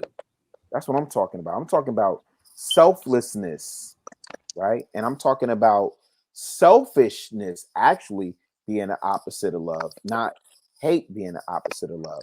That's something to dissect later on, Anton. Something to dissect later on. But I think that ultimately, hate is the opposite of love, man. That's just my yeah, opinion. so break that down for me, how hate is the opposite. But what I'm ultimately saying, to your point where you say you agree with me, but you also disagree with me at the same time, what I'm saying is, yeah, I'm gonna put the mask on and I'm gonna make sure self is straight. But if we going down in that plane and I'm sitting there with my woman and my kids, guess who I'm gonna make sure straight first? Even at the expense of me. The thing is, right? The reason why they can't help them if you can't help yourself first. You're not listening. Y'all clearly not listening. I used to be an aircraft No, it's mechanic, not Jesus Christ. Wait. Hear me out. Wait. Anton, are you not listening to what I'm saying, bro? Because you think that because I defer to self first, that I'm ultimately trying to save self. Shannon just said he's conflicted because he's like, yeah, I recognize that I have to get myself in order first in order to be able to help others. And I'm saying ultimately, most of what we do is not for selfish gain. Most of what we do is to preserve our legacy. You're saying, no, I don't do that. I do that to let it be known that regardless of how my legacy ends, regardless of what I'm remembered as, I was the biggest, baddest, boldest on the block. And I'm saying I disagree. I will say that the overwhelming. Listen, we are masking this as though you're doing it for your legacy, and that's BS. That is absolutely BS. Every single thing, almost every single thing you do on this earth is for selfish gain. You doing it so that you can make it into heaven, selfish gain. You're doing it so that you can listen. The very idea of you doing it for legacy is so you can feel good and beat your chest about yourself. You don't listen. It's all selfish gain. It's all ego. The only reason that we like 2 women at the same time is ego. It's all selfish gain. Everything. You're cloaking the idea of legacy as though that means anything, but it makes you feel better about yourself. And for bragging rights and for so many other millions of reasons within ourselves, it's all for our own selfish gain. All of it. Every last thing comes back down to somehow, some way making us feel good, making us feel greater, or benefiting us in some type of way. All of it. Everything. Hey Shane, before we get up off of here, I know Rilla brought up that point about the plane. Did you get his point? Do you feel any differently? No. I'm still because I understand both sides. I understand both sides. See, so we're talking about I understand both sides, man. It's Rilla is saying basically the only reason I'm being selfish is so I can be selfless to the ones that I love. But ultimately, I got to be selfish to do that. And so Anton is saying, well, you're still selfish nonetheless. So, and even still, even in your selfishness, everything else that everybody benefits from is just, a residual of the benefit that you get from taking care of yourself first. It's almost like the whole happy wife, happy life shit. And it's like, there's no equivalent. And why should the wife be happy if she's not even providing? It should be a happy husband. There's no equivalence to that. So I'm still conflicted on it. It's like, damn, I'm trying to process both brothers' perspectives because I damn near agree. I agree with both of them. I agree with Anton. Everything that you do is about self-preservation, period, no matter how you slice it. And there's nothing you can do for anybody else unless you take care of yourself first, period. You can't even love your family if you don't love yourself. You got to love yourself first. You got to be number one. You got to be the best version of yourself, as Anton says, in order for you to even provide for a family. You can't even feed your kids. You can't even do that. Man, but thinking about it, his whole purpose, I asked Rilla, what's the number one goal for him in his life? And he said to make it to heaven. That in itself, that answer is the very definition of selfishness. That number one goal is selfishness. It's the truth. But if he loved his family, but hey, really, do you understand like anything he's saying? Like, do you understand like a little bit, like the possibility of any of it being? Wait, hold on, JR, real spill. Because like I'm not gonna lie, like I was feeling everything, but you kind of fucked me when you said that situation about the plane. I'm like, God damn, I'm like shit. Okay, now. Okay, so wait, no. But... Okay, no. Let me bring it home for Jerome for you, JR. You sitting on the plane with your seeds. You got to put the mask on yourself first to save your seeds. But ultimately, the mask goes on you first to save your seeds. You don't care whether the plane crashes and you drown. You want to make sure your seeds straight. Yes or no? Really? Can I ask you a question? Wait. Can I ask you a question? Wait. Okay, wait. Hold on, Anton. Why do you have kids in the first place? For legacy. Wait. For yourself. I hear you, Anton. To make yourself feel good. That's the only reason you had kids in the first place. Okay, so what is legacy? What is legacy, Rilla? What is legacy? Wait. I'm rocking with you, and I want to entertain that. But when Shannon says, I disagree that I would put the mask on, and ultimately I'm trying to save my kids regardless of whether I drown or not, because that's the caveat that I gave. So whether I drown or not, I want my kids to live. Right. Okay. So I want to hear Shannon expound, and then I'm willing to entertain whatever you talk about that time, because they going up in the chat, and apparently I'm oofy goofy. So I'm the way I ain't even paying attention to the chat. No, I am, and it's cool. It's cool. The way you say that is if I don't give a fuck what happens to me as long as the kids are okay. And that's not true. That's not even human nature. That's what that sounds good. Not, bro. And that's a lot of good feel good talk. But motherfuckers give a fuck if they die or not. There is a selfish component to still putting the mask on for yourself. And because the reality is, if you could save the kids without putting on your mask, would you do it? The answer is maybe, but I'd still want a goddamn mask for myself. No, the answer is yes. If I could save the kids without putting on a mask on, the answer is yes. But that don't even make sense, bro. That don't even make sense, really. If I could save the kids without putting the mask on, You know what? wants to be a That doesn't martyr? make sense. Okay. You know what? Who wants Really, to let be me a do it like this. martyr? Let me do it like this. Let me, and this is for everybody in the chat. Let's switch up this airplane situation. Maybe Let me I'm give you losing something it. else. No, No, maybe let me I'm give it. losing it Let me because give it to you in a way. wait. No, really, Can I- Hold on, really. brother. Let Shane I get to just his want point to. real I quick. just want to to you in a understand. way. Are we saying that? So wait. I'm sorry, Shan. Please forgive me and give me grace. Please, can you give me grace? Because I want to understand. Are we saying that? Okay. In that same scenario that you laid out, and I said, if I could save the kids without putting the mask on me, the assumption that I made was that I'd still be okay. But maybe I'm missing it. So maybe No, you wouldn't be okay. You die. I'll say, okay, so I die, but the kids will be straight.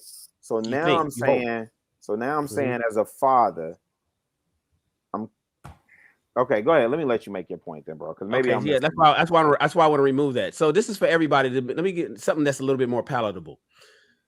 We're talking about drowning. In the event that you're drowning and there's only one scuba tank and you have to go back and forth with the oxygen, you don't know when help is coming.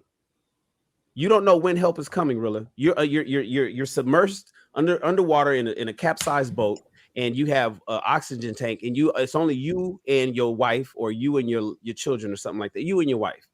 You're gonna go back and forth with that oxygen tank. It's only so much oxygen in there, and you don't know when help is coming. You do not know when help is coming. So what you're gonna do naturally as a human being, you're gonna breathe a little oxygen, pass it to your wife. She breathes a little oxygen, and you hope that help comes while you guys are saving. But because you don't know when they're coming, you're still going back and forth. Why won't you just drown and give her all the oxygen? That's not what I'm saying at all. But I understand the reason why you won't drown, the reason why you will not drown yourself and let her have all the oxygen and give her a twice as much chance of getting survived. I mean, getting saved, twice as much time to breathe and stay alive is because there's a selfish component in there as well. You also want to live. Also want to live. That's called self-preservation. I never. Well, that's exactly what Anton is saying. Anton is saying, I never denied that component of it, though, fam. I never denied that component. Even when y'all listen. Well, you kind of do when you say the only reason that I'm putting my mask on is to save the kids. That's my ultimate goal. But your ultimate goal is to save yourself too. No, your ultimate goal is to, as Anton says, is to make it to heaven, which is a completely selfish purpose. That's all for you. Ain't nobody going to heaven but you. That's a solo trip. So technically, you're doing a lot of this stuff for yourself as well. In fact, everything that you do is for self.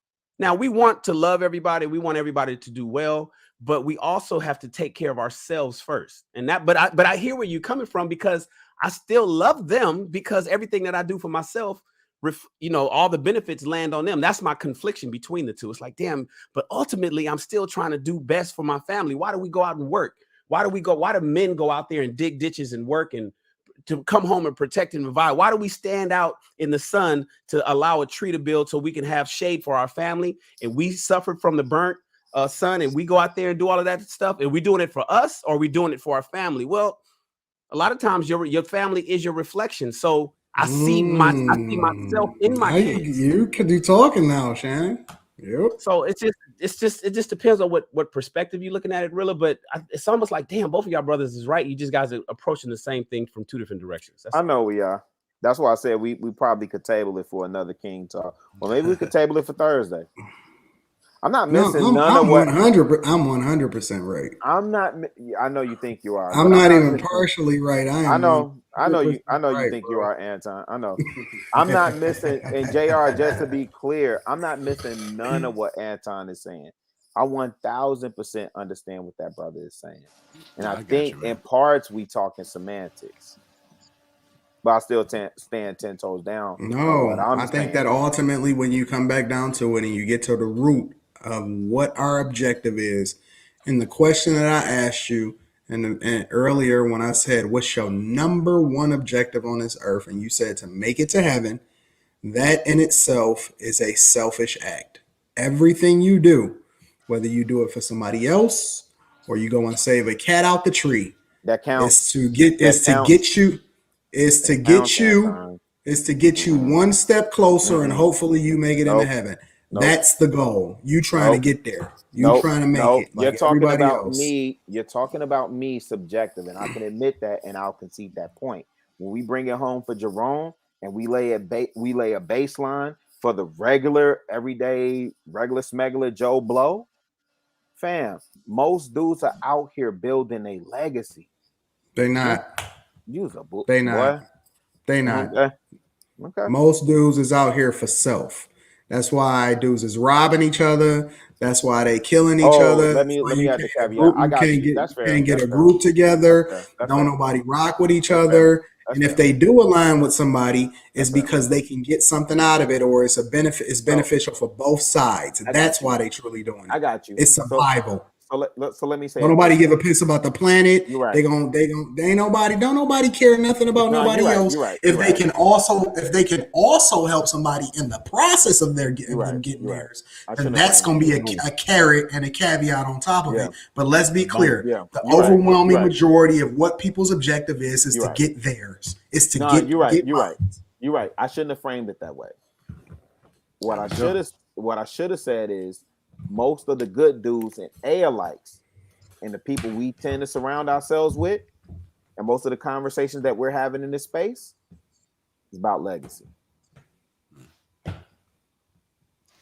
Or not. All right, man. We had some great conversations tonight, man. I definitely appreciate you guys, man. This actually turned out better than what I thought it was going to turn out. Yeah, as always. Lit. Yeah, as usual. This is the every show we've been putting on has been lit. Every one. For real? To the real world. My bad. And you know what I'm about to do right after this? I'm going right downstairs and I'm hitting the gym. Right after, I'm going right to the gym. Wait, we not finna dig into the jealous one envy even further? We appreciate the super chat, Mr. O Just Living. Thank you for the super chat, brother. Oh, Mr. O, that's my guy. That's your guy right here. Yeah, shout out to you. Shout out to Shan's guy. Appreciate the support, brother. Now you are a guy. Now we all family. That's what I'm talking about. Bam, bam, bam, bam. There you go. Man, we support each other, man. That's what it's all about, man. We gotta make sure that we just keep encouraging and just keep spreading the message, man. Making sure that we keep bringing that fire content, and whatever we don't know, we're gonna make sure we educate each other, man, and just keep passing information around. Shan, you dope. JR, what was the name of that guy? What was the name of the guy that was on, but he just suddenly left? I don't know.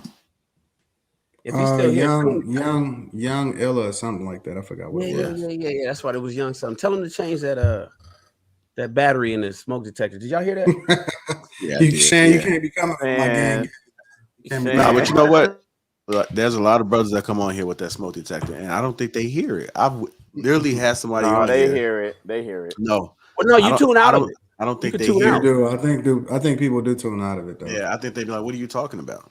Nah, I disagree. I know when I'm walking around my house and I hear it, I'm like, "Oh, okay, I got to change that." Man, if you, like the man is different, man. The man is unique. Trip. Y'all walking around y'all house with that smoke detector? No, I'm not about smoke detector, but if you look at some other things of what people ignore and what people don't see or realize and understand what's going on, they just keep doing it. It's like, what the hell is wrong with this person? Like, so it don't surprise me if they're not hearing it. Refrigerator knocks, things like knocking refrigerator like that. It'd be like, damn, you get company come over there, like, what's that? You be like, what are you talking about? You hear that knocking? It's funny because people are like used to being in, like, for example, a gas car or something like that. Like, if I get in my car and it's completely silent, for a while it took me some time to get used to that junk. Like, what the heck is going on? Now I'll be getting in another car and it'd be like, yo, this is just loud. Yeah, you fucking with my piece. Flexing. You people. No, I mean, but seriously, like, remember when y'all first left the hood? And a lot of time, I know people that when they first leave the hood and they get into a quiet space, they can't sleep at first. Like, they can't even get used to the quietness or the you know what I'm saying? Just hearing certain sounds out there. I've had that in the city, man. Definitely in the city. They'd be like, it's all type of sirens and all type of stuff going on. You hear gunshot. You heard that? Yeah. Hey man, can I tell y'all something real quick? And I know JR, you got to get to the. It all depends on what it is, brother. Nah, man. I appreciate y'all, brothers. Okay. I appreciate these conversations. I think they're needed, and I think we continue to push and build each other, and it just makes us all so much better as a result of it. Shan, you super dope, fam. You killing it. Yeah, Shan. You are killing it, fam. Hey, fucking Anton always. That's one of the things Anton always tell me. Like I say, man, Shan doing his thing. Yeah, Shan is dope. That's all Anton always say. I say that every time we talk. I'll be like, I love Shan. I love the show he's doing and all of that. Shan had some toxicity on this show today. I said, this is the most entertaining thing I've seen all morning. There was some arguments going on. I got to go back and watch that. I said, what's going on here, Shan? I got to go back and watch that. He had a dude sitting in the car talking junk, and there was a girl. I said, Jesus. I wasn't prepared for that Clubhouse vibe. I jumped in the Lion's Den. It was popping off till like 3 or 4 in the morning. Yeah, really. Yeah. Yeah, I saw really being every fucking day. I'm like, really, damn. Man, and I'm sending super chats and cash outs, man. I heard that's what Shan said. Gang. That's what it's all about, man. Showing love. A whole lot of gang activity over here with Lapeef Network. Again, I want to thank you, brothers, man. You guys are dope in your individual ways. It's always been a great show, as always. This is the greatest network ever. No cap. We appreciate you guys for tuning in, supporting us. Wednesday, we got something special for you guys. Thursday, we got Lapeef Let's Talk. Oh, we have to announce, man, we brought sports, man, to the network. So Sundays at 10:30 Central Time, we talking sports. So I saw Anton talking trash. Yeah. If you're a big sports fan, make sure you guys tune in, man. You never know what you're gonna get from the Lapeef Network. We trendsetters. We definitely are trendsetters over here. And we're gonna keep it popping. Shout out to Courtney, shout out to Kay, shout out to Amir, shout out to Rilla, shout out to Anton, and I want to thank you, Shan, as always, man, being a part of King Talk. You definitely elevated it. And shout out to Trio, man. Enjoy your vacation, man. I see you out there doing a big cruise season, man. You guys are awesome. Great network as well. Until next time, man. We out. All right. I'm never on cue, man. Y'all gotta excuse me. I know y'all waiting on it.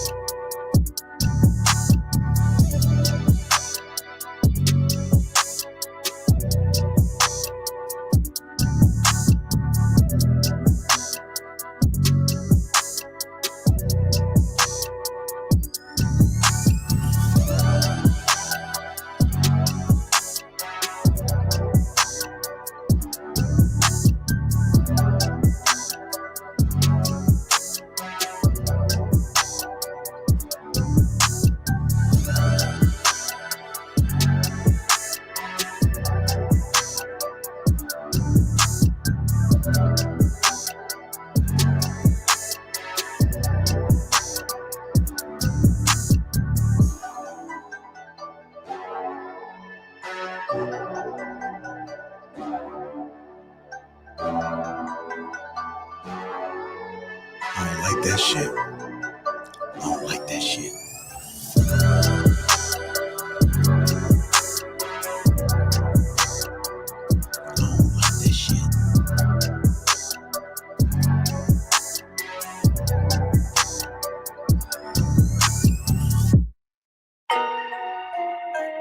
I don't like that shit. I see them motherfuckers, I don't like that shit.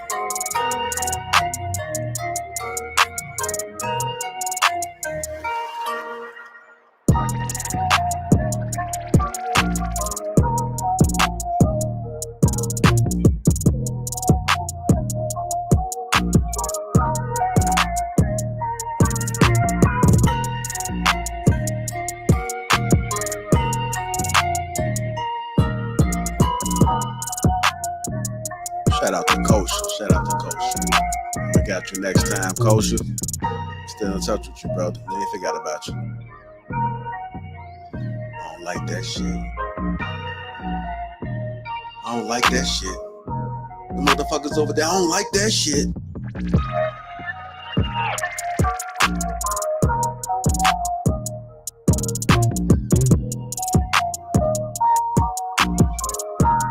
Let me take a look. I don't like that shit. Oh yeah? I don't like that shit. I see him, I don't like that shit.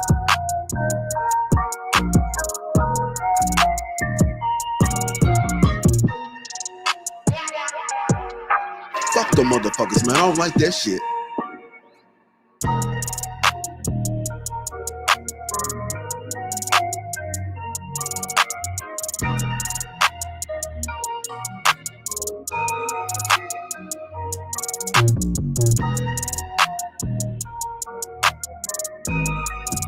Side you on. I don't like that shit.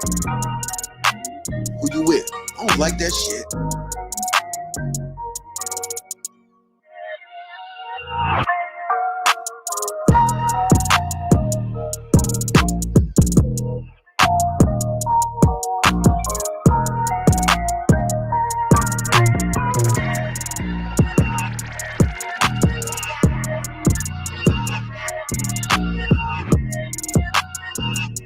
Don't like that shit, catch up. Don't like that shit, catch up.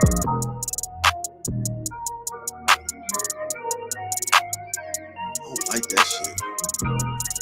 Catch up.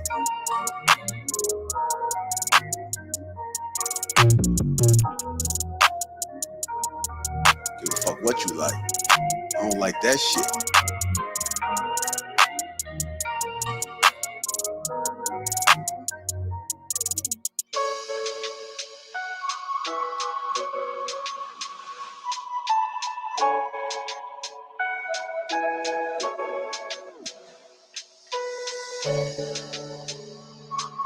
It's cool. Jealousy, envy, hate. I don't like that shit. Who gives a fuck? Lapeef Network. It's not like to like. It's not to like. The greatest show ever. The greatest network ever.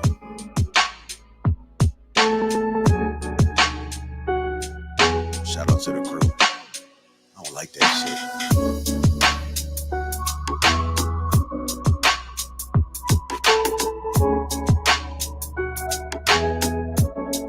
I see y'all.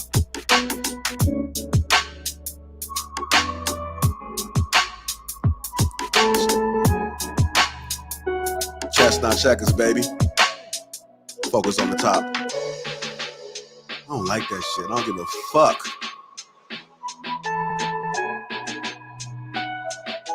Numbers don't lie. I don't like that shit.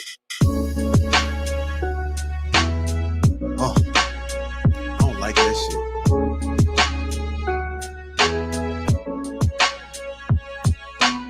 shit. Say less.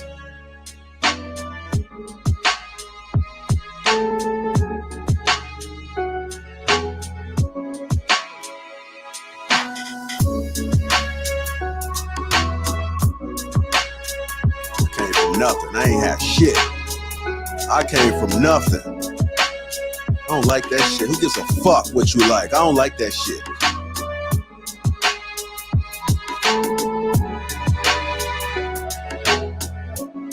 I had to learn the hard way.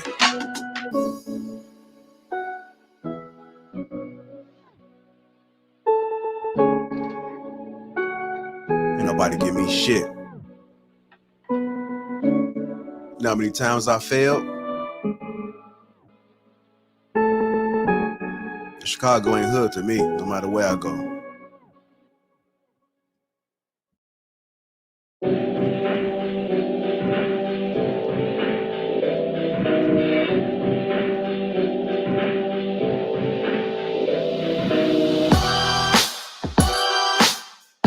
The West Coast for you, Sharon. It's that West Coast shit, baby.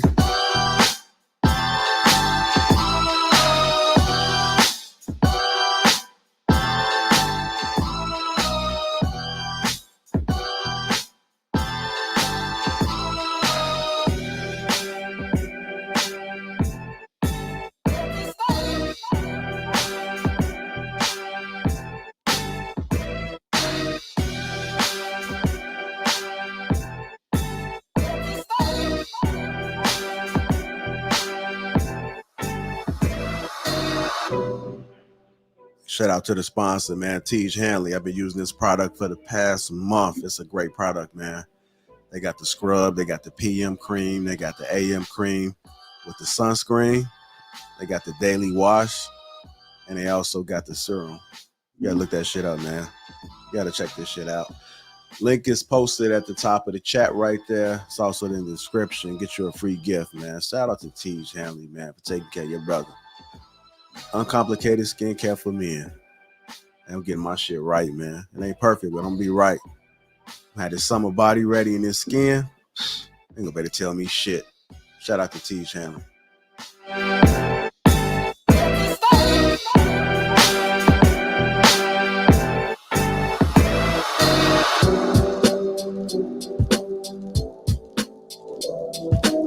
I appreciate y'all for rocking out, man. Make sure you subscribe to the channel. Also hit that like button, man. This is the greatest show ever. The greatest network ever, man. We the motherfucker. We on fucking top. All eyes on us. That's fucking no cap. You don't like that shit? I don't give a fuck. We focus on this money, baby. We focus on new beginnings. Let's go.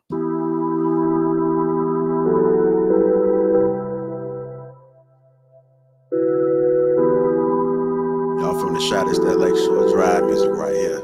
That's the LSD.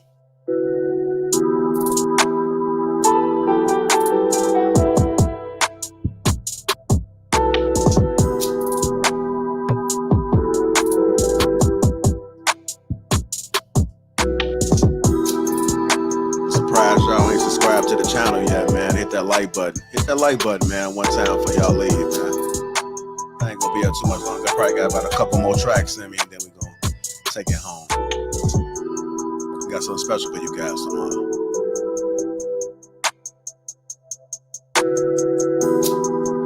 Shout out to Rilla, man. Rilla a real one, man.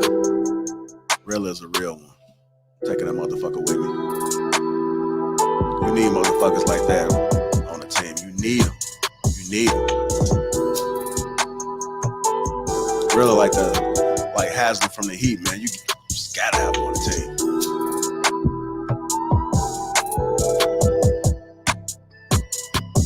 You know what it is, Rilla. It's that shit you be riding by. You got the red cups in the car. Somebody bust out a freestyle right now.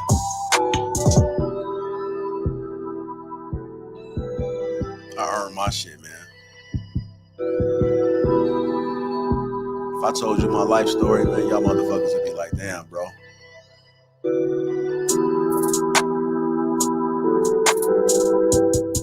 I got my shit as an adult. Real talk. I got my shit as an adult.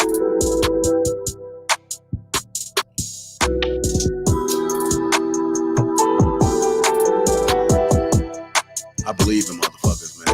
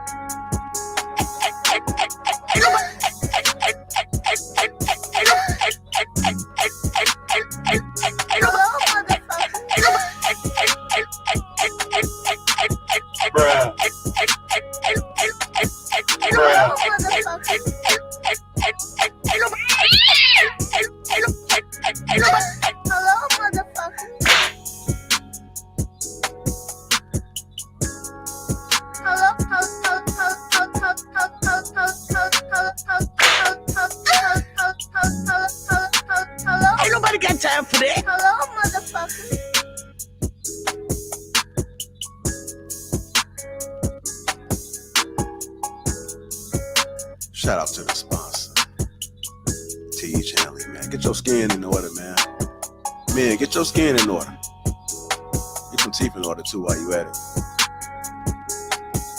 You got about 2 or 3 teeth on the bottle rack that's yellow. Get that teeth together, man.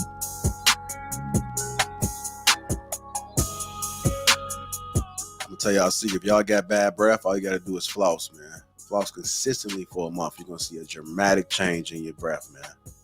Also your teeth, man. If you brushing your teeth and your gums bleeding, you foul. Stay the fuck away from me. You nasty. Floss your teeth, brush your teeth 3 times a day. Go ahead and get that deep clean. Don't be scared. Get the wisdom teeth pulled, man. Take care of your hygiene. Snatch that T.H. Hanley while you at it. Uncomplicated skincare for men. Link is at the top. It's pinned to the top, also in the description, man. Get your skin in order, man. We're bringing that sexy back, man. Fuck what you talking about, man.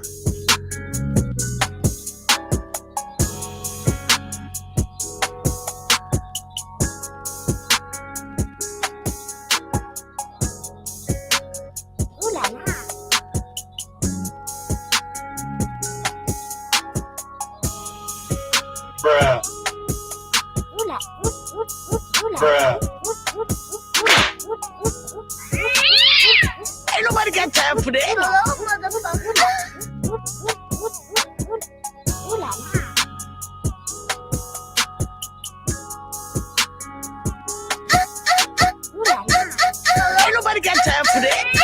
Ain't nobody got time for that. Ain't nobody got time for that. Ain't nobody got time for that. Ain't nobody got time. Ain't nobody got time for that. Ain't nobody got time. Ain't nobody got time for that.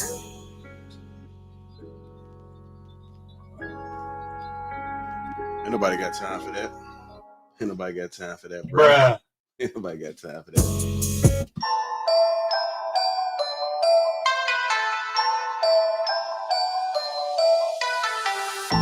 This might be the last song, y'all. Hit that like button on your way out, man. Make sure you subscribe to the channel, man. Snatch that T.H. Hanley out. At least click the link and check it out, man. If it's not for you, man, it might be for somebody else. Maybe you got the smooth skin already. That skin dirty. Get you some T.H. Hanley. Dirty ass skin, dirty ass mouth. Take care of your hygiene, motherfuckers. I don't like that shit. I don't give a fuck. This is the greatest network ever, man. Shout out to my team, man. Special announcements coming, man. I'm looking forward to the future. The future's definitely getting bright for the motherfuckers. You know what it is. I came from the bottom. Can't nobody take me down. I ain't had shit. I ain't had nothing. So anybody can't nobody take me off the fucking throne, nigga. Keep my head up. It's alpha shit. Fuck you mean.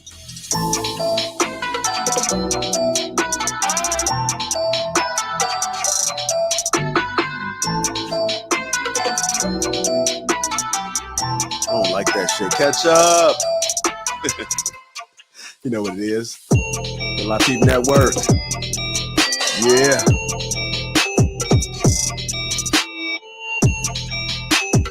Oh, you phony motherfuckers, stay the fuck away from me. Good vibes on.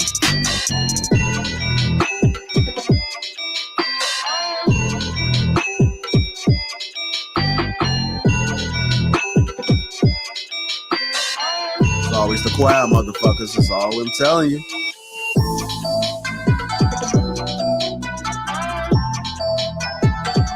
My actions level up. That's how I move strategically. Chestnut checkers, baby.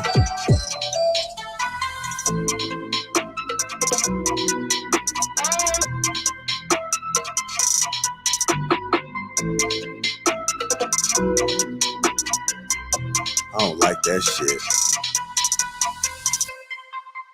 Give a fuck. You don't like that shit? You ain't gotta like it, but they like it. They like it. Your bitch like it. You know what it is, man. It's the last track for y'all motherfuckers out there, man. See what I'm gonna play right here. Slow it down for y'all. You know we do.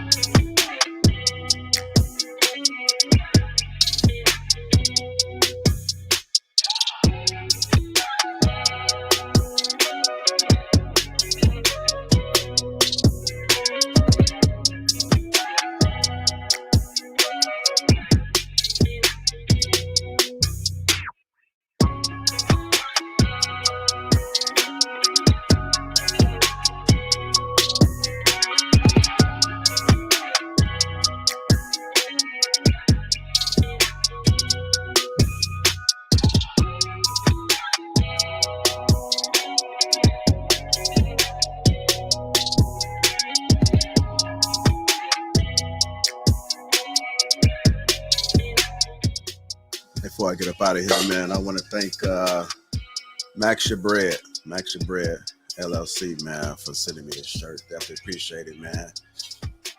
Max Your Bread. I don't know what type of material this is. This shit feel good as hell, though, but definitely appreciate you, man. Just type in Max Your Bread. You might find them on Instagram. They ain't sitting that, man, but I definitely appreciate the shirt.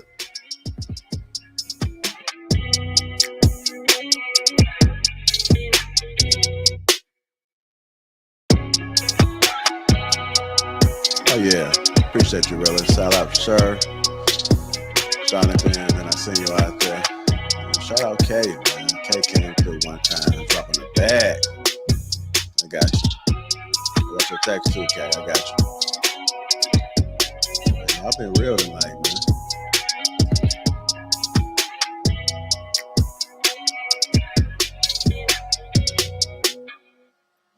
Hey, make sure y'all go check out Shan's platform, Trill's platform, with Anton's platform. Check out Kosher, man. Check out the lead attorney. Shout out to the lead attorney, man, for that donation. Definitely appreciate that. Make sure you guys check them out, man. I'm inspired by these brothers, man. I surround myself by a good group of men. I feel motivated, man. And the one for you guys out there, that's why we do it. I don't like that shit. I don't give no fuck.